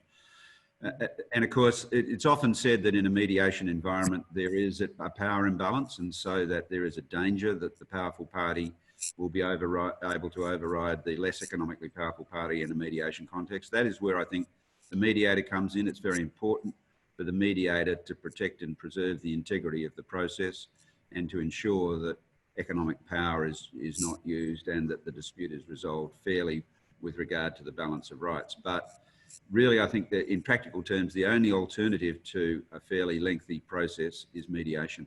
And so, can't agree to go to mediation, go to a court and get the court to direct mediation is probably the best way about it. I think we'd all agree that that's a good answer, Wayne. Thanks very much for that. Okay, we need almost to sign off now. In fact, we do. In 30 seconds, can I ask each of my three panelists and you, Wayne, and Pat, if you have anything, a 30-second takeaway for the attendees of this meeting. Let's start with Paul. Okay. I had a takeaway I wanted to give, but I thought I just mentioned, I think the elephant in the room is what the future of dispute resolution, especially for construction disputes, going to look like going ahead. I think with the COVID pandemic, I think we have to accept that virtual or remote hearings is going to be the new norm. I think just one comment is that I think many arbitrators are saying that the need to physically observe the demeanor of a witness to ascertain if he or she is telling the truth is simply overstated. So I think we're just going to have to get used to having hearings remotely, because who knows when we'll be able to travel next. So something, food for thought, and perhaps something to discuss in the next discussions or seminar. Excellent point. Aisha. With COVID, I think we have to, the realization is that we have to we have to partner for mutually assured success or mutually assured survival, more like. And we will have to raise issues and focus on collaborative means, either mediation or some sort of negotiation early on, as opposed to turning to a third party, if possible, to resolve your dispute, to facilitate it and reach agreement. Thank you very much, Aisha. Zayla, what's your takeaway? Yes, well, I am still so much intrigued by the approach in Australia and what can be accomplished. And I believe that it is something for us to consider implementing a lot of what has been suggested in that jurisdiction. And in a situation where resources are scarce, I think it is more important than ever so that we pursue all methods to have training of our judges and other stakeholders so that they can buy into this whole new dispensation of the effective management of cases in our jurisdiction, so that our courts will become more efficient and people will have greater access to justice. Thank you very much, Zayla. Wayne, any last word from our lecturer Just today? very quickly, COVID has shown how unpredictable the future is and how we must retain innovation and flexibility to deal with the unexpected. And I think in this context, that means that we must be innovative and flexible to focus upon outcomes, and outcomes that suit the interests of the clients and the justice of the situation, and don't focus too much upon the interests of the legal profession. Wise words indeed. Well, can I thank you all very much indeed for sharing your collective expertise with us this evening. Thanks again in particular to Wayne, and thanks also to Pat. We wish you success in your new role as the Chief Justice of Barbados, and we hope we've given you a few ideas to go forward with this evening.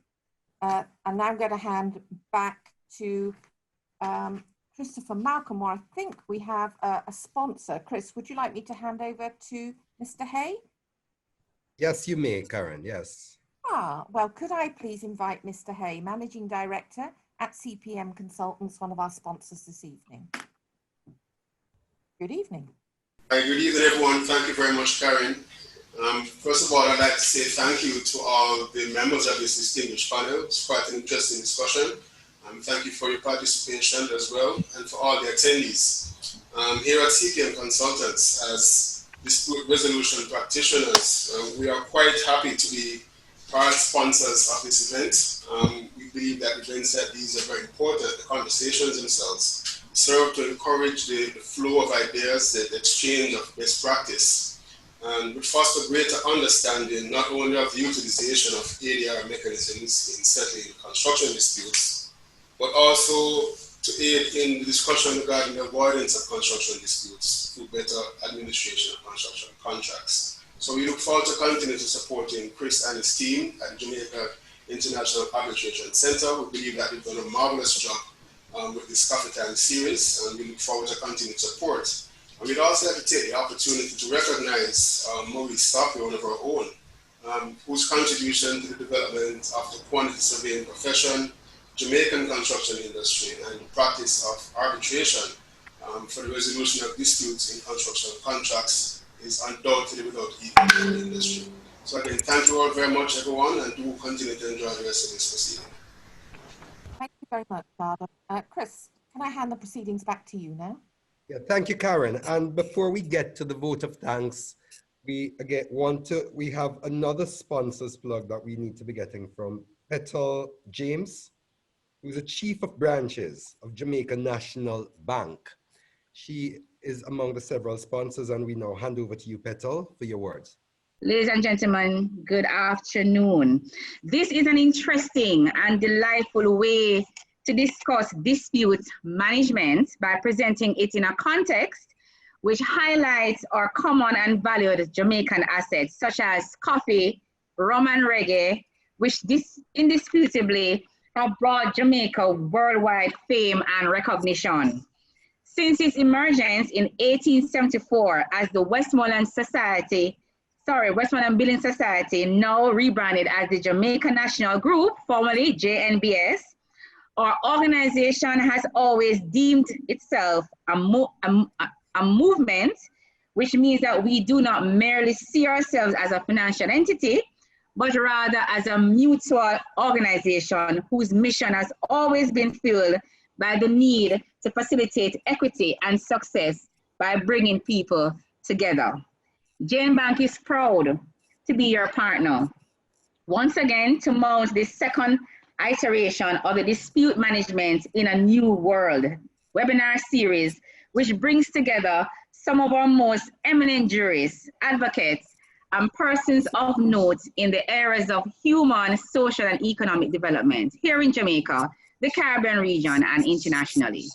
We acknowledge the great work that the Jamaica International Arbitration Center has achieved during the past 5 years, and we are honored to be a part of this excellent initiative. As we all endeavor to function and navigate our way through these strenuous and, may I say, unfamiliar circumstances precipitated by the COVID-19 pandemic, dispute management skills are of vital importance as we seek to manage our feelings of stress and frustration exasperated by the new norms by which we must abide. We therefore welcome these forms of conversations in a context which will assist us to cultivate and sustain fruitful and healthy relationships as citizens, as institutions, and as nations.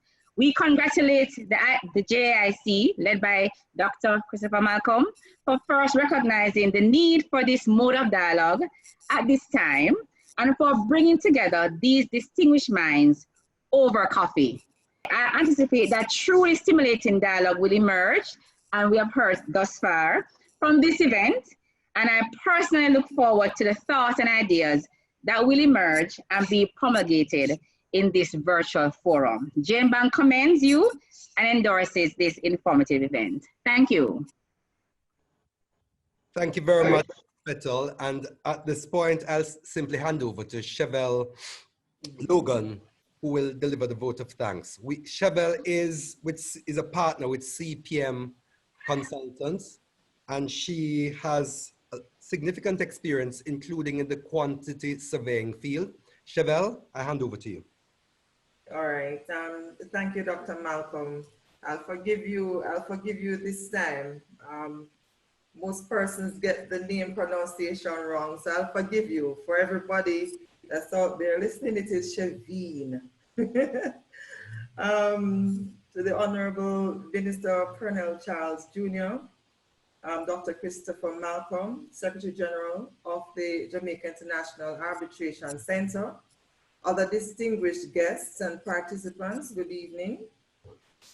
This was indeed a thought-provoking discussion this evening, and I really hope that it opens the door for further discussions amongst our professionals present today. We would like to extend our appreciation to Mr. Maurice Stoppi, who is not only a stalwart in the field of quantity surveying, but also in the field of alternative dispute resolution and arbitration, and in whose honor this lecture is named. We would like to extend a special thank you to the Honorable Colonel Charles Jr. MP for ably delivering our welcome message. I would also like to take this opportunity to congratulate Minister Charles on his appointment.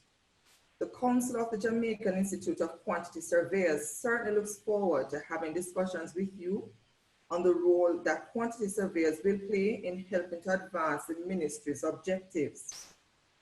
We would also like to extend thanks to our main speaker, the Honorable Wayne Martin, ACQC, as well as our panelists, the Honorable Mrs. Justice Zayla McCalla OJ, Mr. Paul Sandersham, and Ms. Aisha Nadar. We want to extend our thanks to Chief Justice Designate Patterson Cheltenham and Mr. Maurice Stoppi for bringing us greetings. And to our moderator, Ms. Karen Goff, we truly appreciate your expert maneuvering of the activities this afternoon. We also want to extend our thanks and appreciation to the Chairman and Secretary General of the Jamaica Institute, the Jamaica International Arbitration Center, Dr. Christopher Malcolm, without whose vision we would not be enjoying this meeting of the minds this afternoon. We would like to recognize the sponsors of this event whose contribution greatly assisted with this webinar. Thanks to our sponsors, Caribbean Development Bank, ADB Consultants, Jamaica Standard Products, Island Blue Mountain Coffee, that's Island Blue Jamaica Mountain Coffee, Guardian Group, Jamaica National, CPM Consultants Limited, Jamaica Deposit Insurance Corporation, Virgin Gorda Villa Rentals, Burroughs and Wallace, Caribbean Producers Jamaica Limited, Money Musk Rum, and Culture Walk. The media partner for this event was Hype TV, and we want to extend thanks and appreciation to Jonathan Dawes and his team who did a fabulous job. To the local and international supporting institutions, we say thank you. Gracious thanks also to the team that supported Dr. Malcolm, Ms. Nordia Henry, who took care of marketing and administration, Mr. Mika Campbell, and Mr. Akeem Wilson, who ensured a smooth execution through administrative support.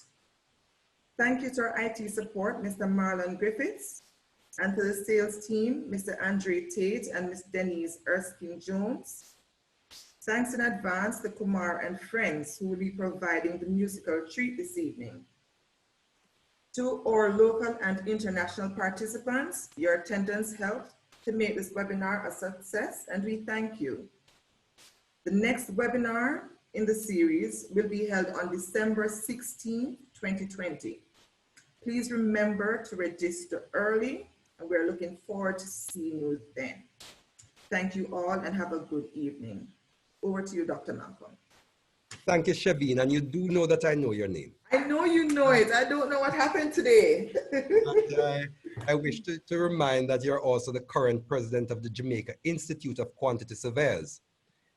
Now, at this time, we will turn over, in fact, the proceedings we will turn over the proceedings, in fact, to our entertainment through the musical treat of Kumar. Kumar is simply an amazing musician supported by his friends on this occasion. And without saying more, I will simply now hand over the proceedings as we sit back, relax, and enjoy Kumar in performance.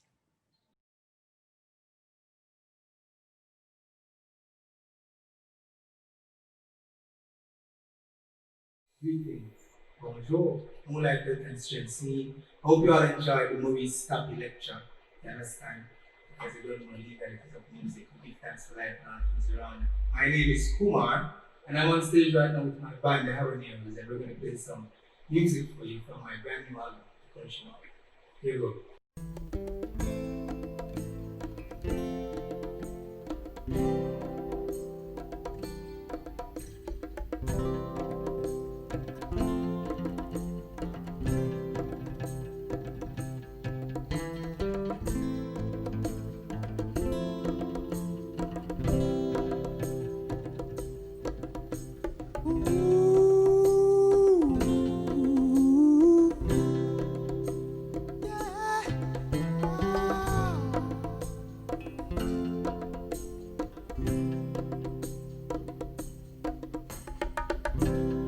Remember the good and the bad times.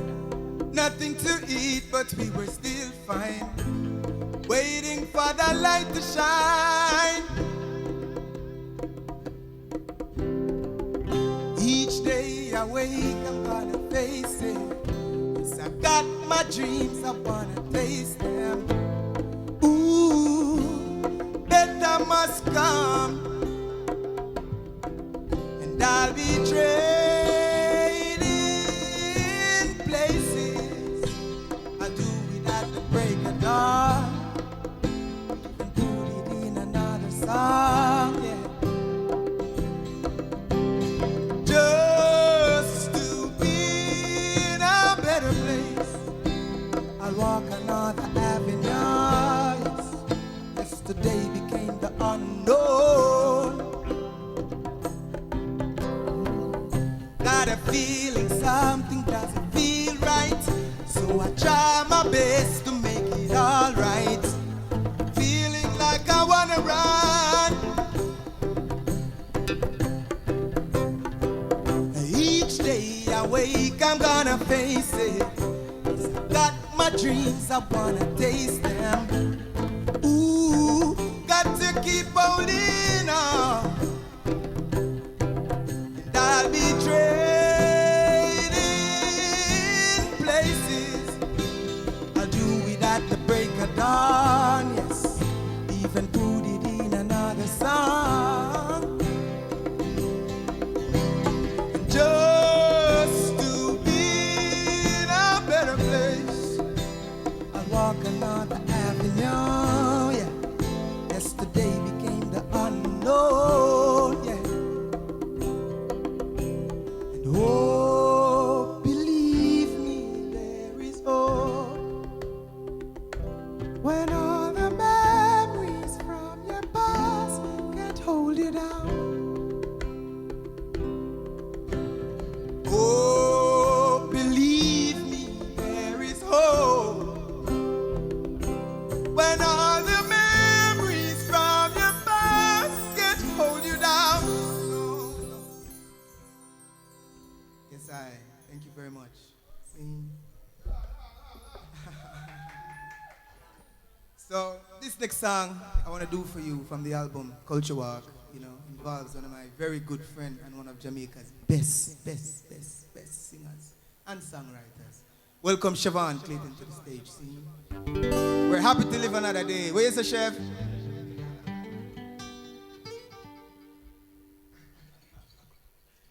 Yeah man, so go with something like this. Kick it.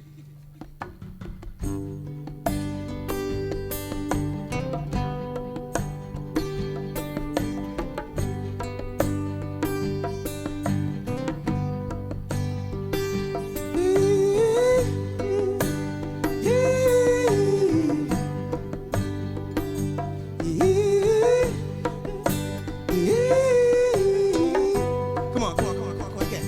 Say, ha ha.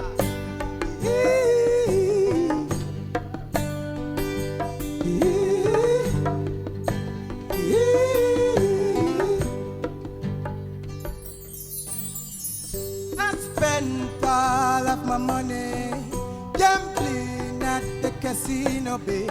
You want it all, then you're gonna lose all of it. And now I'm waiting for another payday.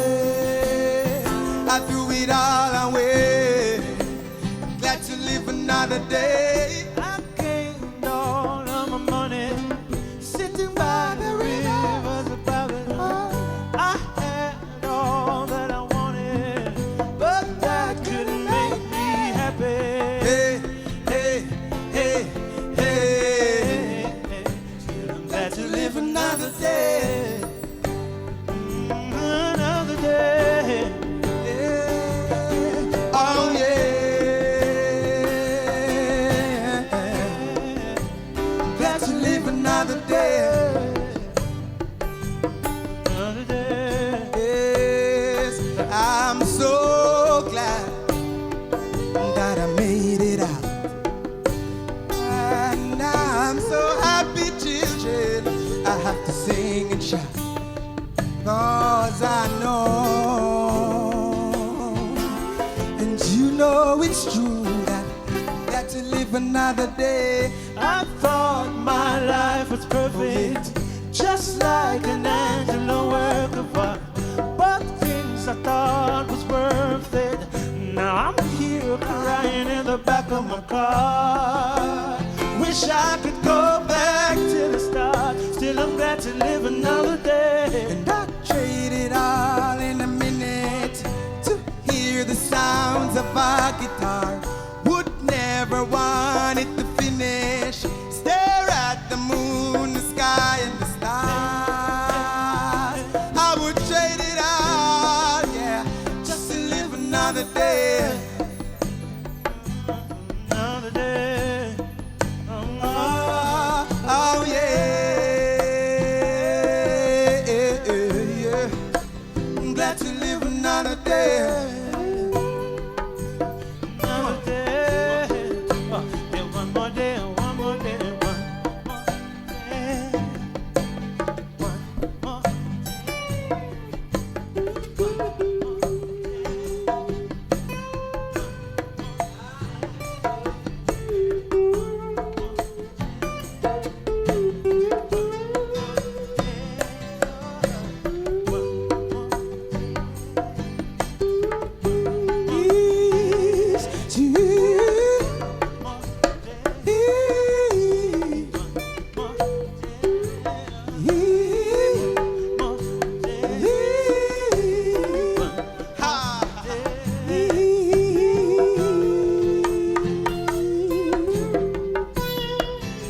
I'm glad to live another day.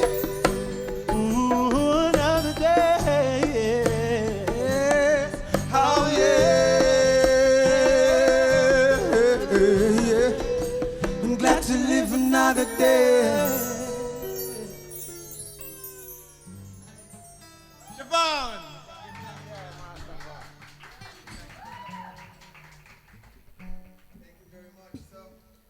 I mean, it's a culture walk.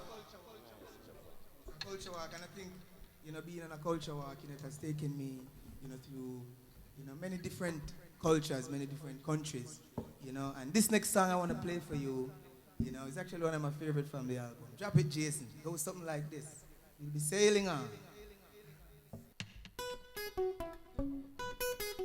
Woo!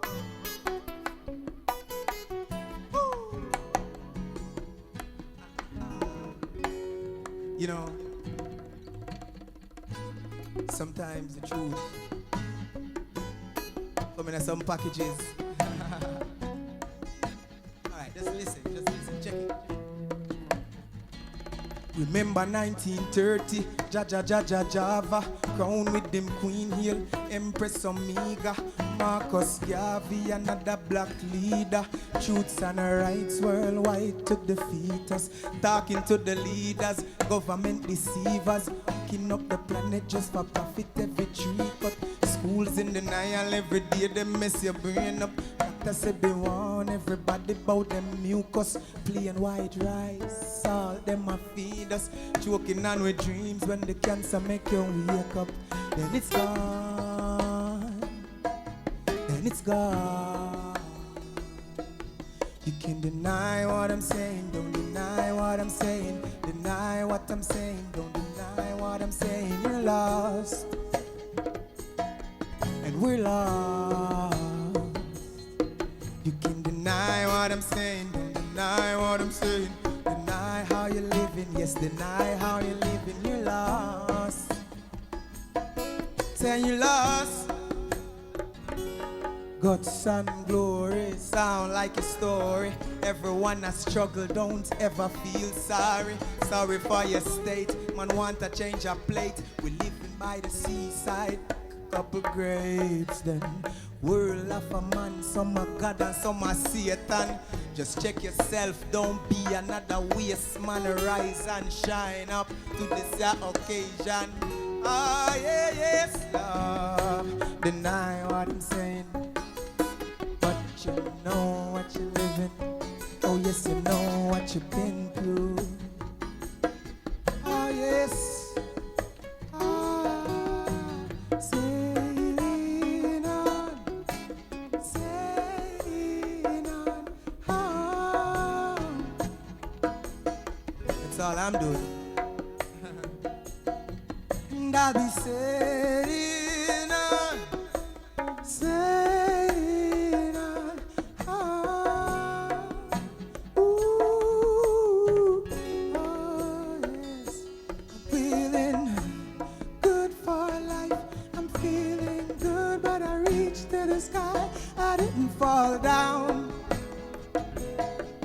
fall down. Oh, weeping life is just a fairy tale. Do what you gotta do, stay out of jail for life. Yes, sailing on, sailing on,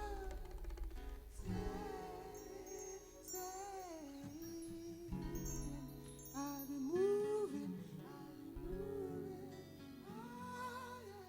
sailing on. I'm gonna be sailing.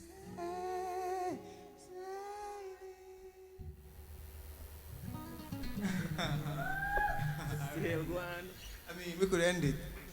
Sailing on.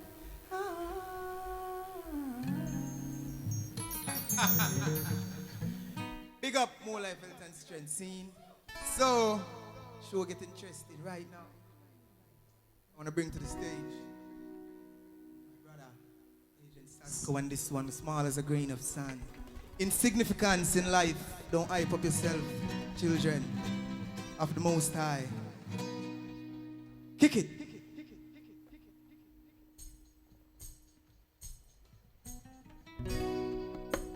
Yes. Ooh, ooh, ooh, ooh. Yes, oh, come on. Low, low,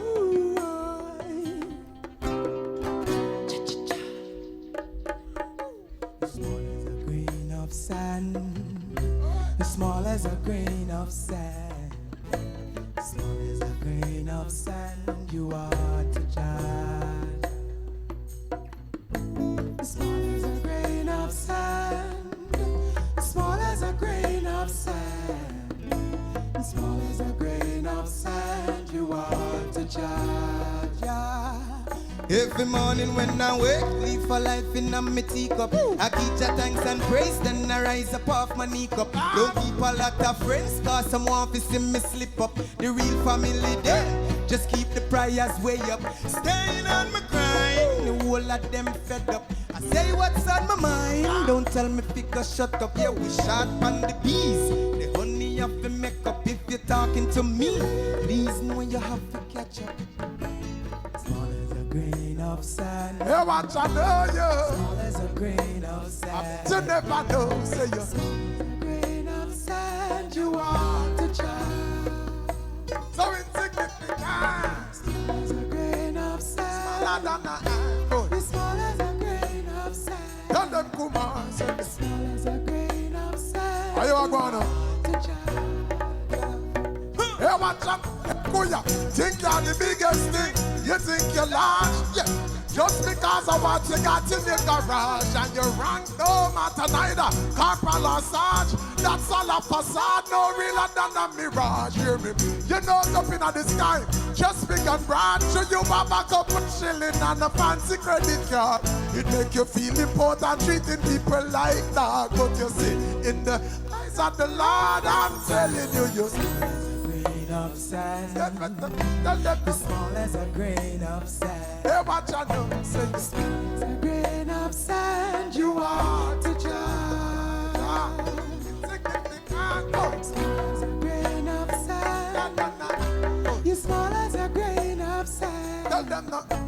You small as a grain of sand. You are. I want everybody at home watching. Sing with us now. Sing with us. Watch it. Say glory. Say glory, say glory, glory, say glory, glory, say glory, say glory, say glory, say glory. Yes, Jah. Thank you very much. Honorable. Yeah, Sasko. So, in this culture walk that you're having right now, we're bringing up everybody, who's tuning in. And I want to make special mention, of the sponsors, who are sponsoring this right now. You don't know, Jamaica Style products, yeah, and a lot more to be mentioned as we go through. But on this journey that I am on, I'm going to take a culture walk over to the keyboards right now. Play a song for you. Scene. Kick it.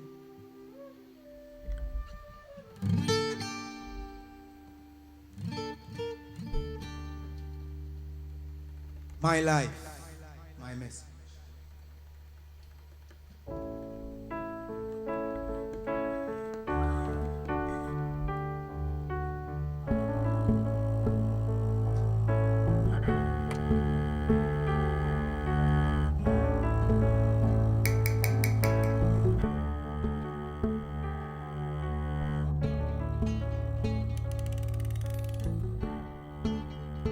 What if it's in our heads? Everything that you said in our thoughts were programmed from your labs, dry bone. Living in your world where we're owned. Yes, it's so cold. We're making people live in war zones. Oh no. Can't wait to escape your program. Nobody's gonna speak out. I have a voice then. I'm gonna jump and shout. 'Cause the humanoids, they keep making wars. The unseen eyes moving the cards. It's Jaipo.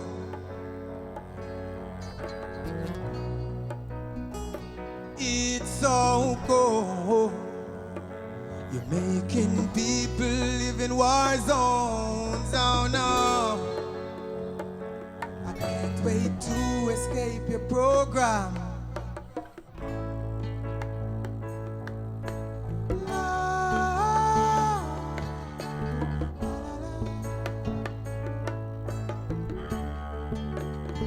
What is the price of life?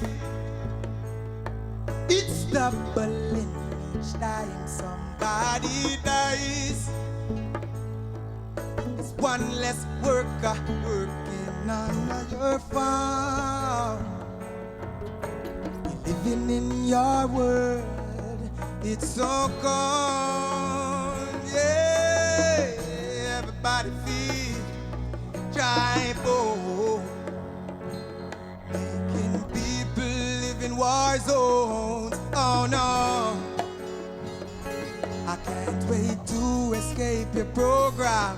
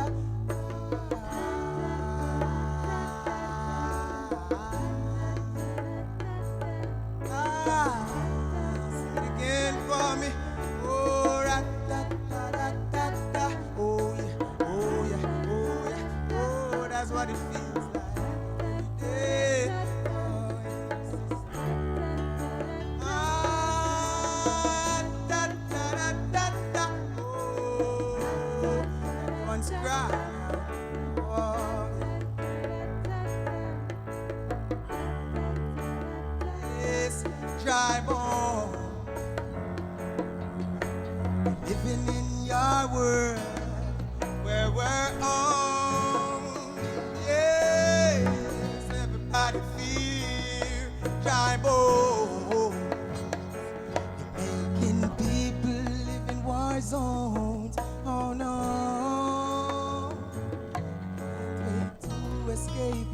program.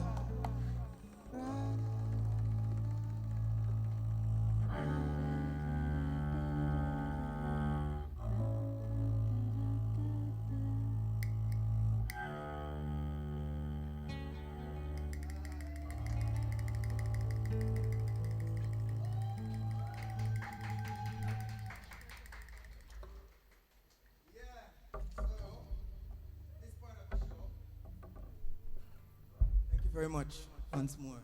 The culture war, you know.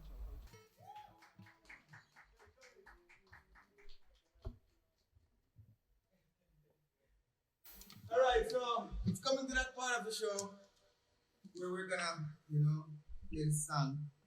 This really has become an anthem for us, Trumpet. We invite Mr. O'Keel to pick up his trumpet right now. This song needs some heavenly sounds. What do you say? You ready? Yeah, ready. Let's go for this one. All right.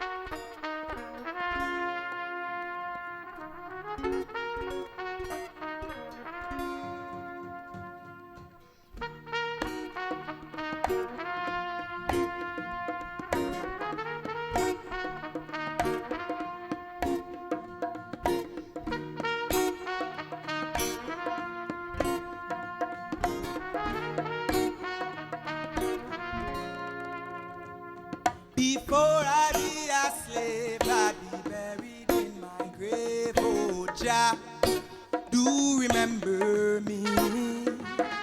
Before I be a slave, I'd be buried in my grave. Oh, Jah, do remember me. Do remember. Do remember. Please remember. Do remember.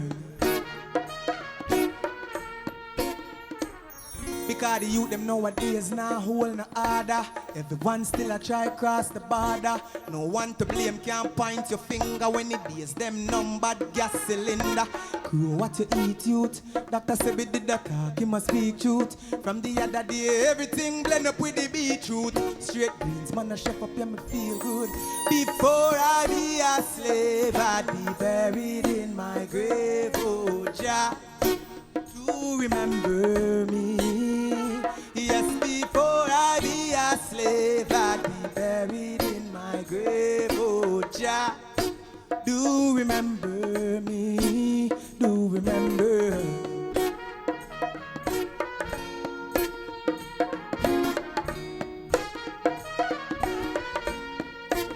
Please remember Marcus Garvey.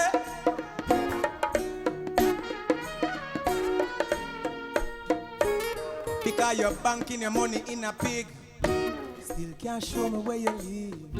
You don't even know where they came from. It's like they came from a strange land. The youth them nowadays I get sick. Every granny me know diabetic. So before you start move slick, please don't put your money in a toilet. Yes, before I be a slave, I'd be buried in my grave. Oh, Jah, do remember me. Yes, before I be a slave, I'd be buried in my grave. Oh, Jah, do remember me. Do remember. Please remember. Do remember. Please remember.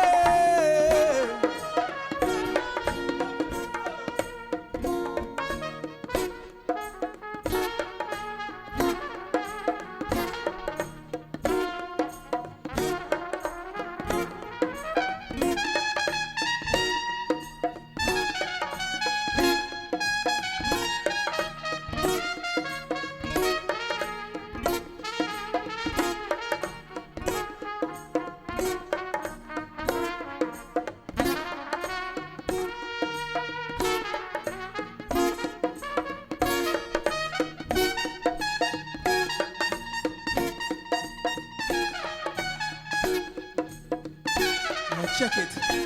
Huh. Yeah. Remember my name. Clean to the core from me enter the game. Never switch and never change for the little bit of fame. When get me give thanks, but do remember. Look what them doing for the glitter on the chain. Look what some doing just to sit up on the plane. Oh, you know if my brother Kabaka Pyramid was here, watch it. Huh.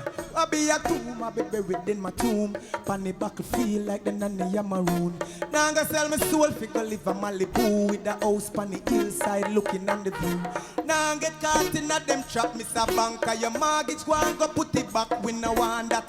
Before me sign one my life in a contract. Point the nozzle and give me one shot. Before I be a slave, I be buried in my grave. Oh, Jah, enough for the money. We're not gonna do nothing funny. Yeah. Before I be a slave, I be buried in my grave. Oh.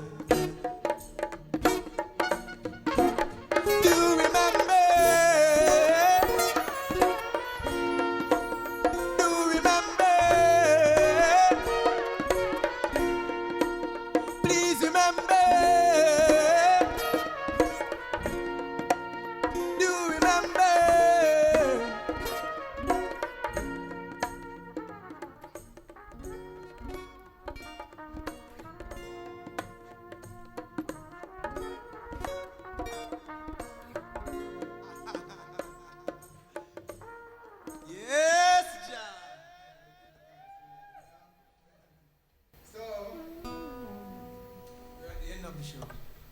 Final song.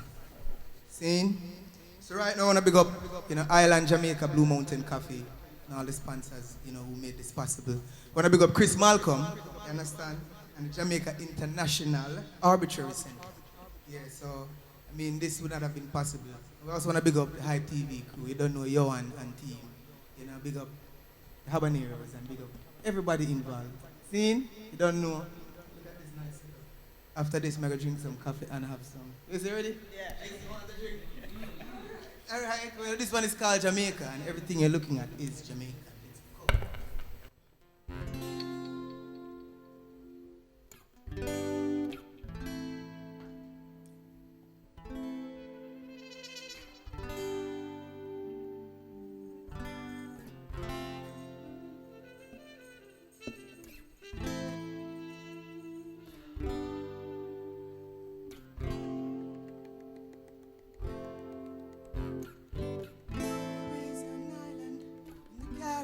Sea, trees for tomorrow, puts your mind at ease. Rivers running wild, emotions running deep. The hummingbirds are singing sweet like a bumblebee. This love, no rain on your summer. This love, playing in lagoon waters. In Jamaica, oh, not so far away. I come to Jamaica, island in the sun, get ready to have some fun. In Jamaica, oh yeah, not so far away. Let me take you there. In Jamaica, full of island in the sun, I get ready to have some fun. Huh. Come a jam down, make we have some fun. Take off your shoes, put your foot in the sun. Just remember the burning sun. Put on your lotion and your suntan. Me say down at Treasure Beach where you drink white rum. Red fruit a roast, yes, fish a steam down. Take a culture walk, where get the beat of me heart. You know say the vibes can done. This love, no rain on your summer. Is this love playing in lagoon waters? Yes, in Jamaica. Ooh, oh, you're not so far away. Jamaica, island in the sun, get ready to have some fun. Yes, in Jamaica, ooh, yes, you're not so far away. In Jamaica, island in the sun, ready to have some fun. Come on, Mr.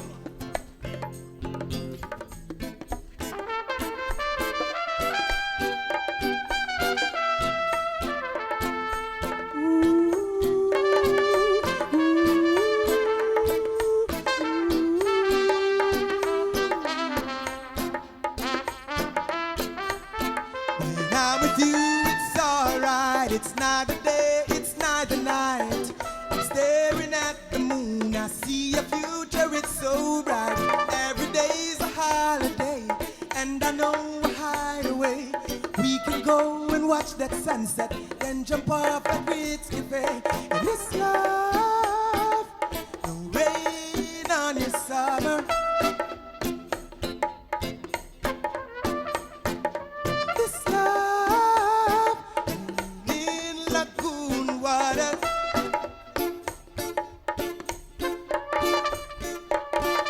Jamaica love, Jamaica love, Jamaica love, Jamaica love, Jamaica love. Feeling nice, feeling fine. Yes. So Jamaica love, Jamaica love, Jamaica love, Jamaica love. Oh yes, I'm floating by, floating high. Yes. Huh. So in Jamaica, ooh, oh, not so far away. Let me take you there. In Jamaica, Hula Island in the sun. Get ready to have some fun. Get ready to have some fun. Jamaica, ooh yeah. Jamaica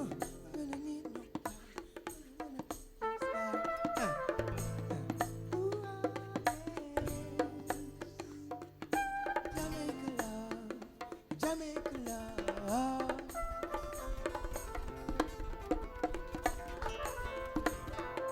Thank you very much. My name is Kumar, and we're the Habaneros. That's the part. I'd like to thank the organizers. You don't know, Jamaica International Arbitration Center, Chris Malcolm and team. And also the sponsors, Jamaica Standard Products, Island Blue Jamaican Mountain Coffee, Caribbean Producers Jamaica Limited, Money Musk Rum, CP Malcolm Dispute Management Practitioner, 39 Essex Chambers, London, Virgin Gorda Villa Rentals, Luxury Holiday Villas, ADEB Consultants, Burroughs and Wallis, and also Culture Walk. You don't know our media partner, Hype TV, Yohan Dawes and team, and our local, regional, and international supporting institutions. Big up, thank you a lot.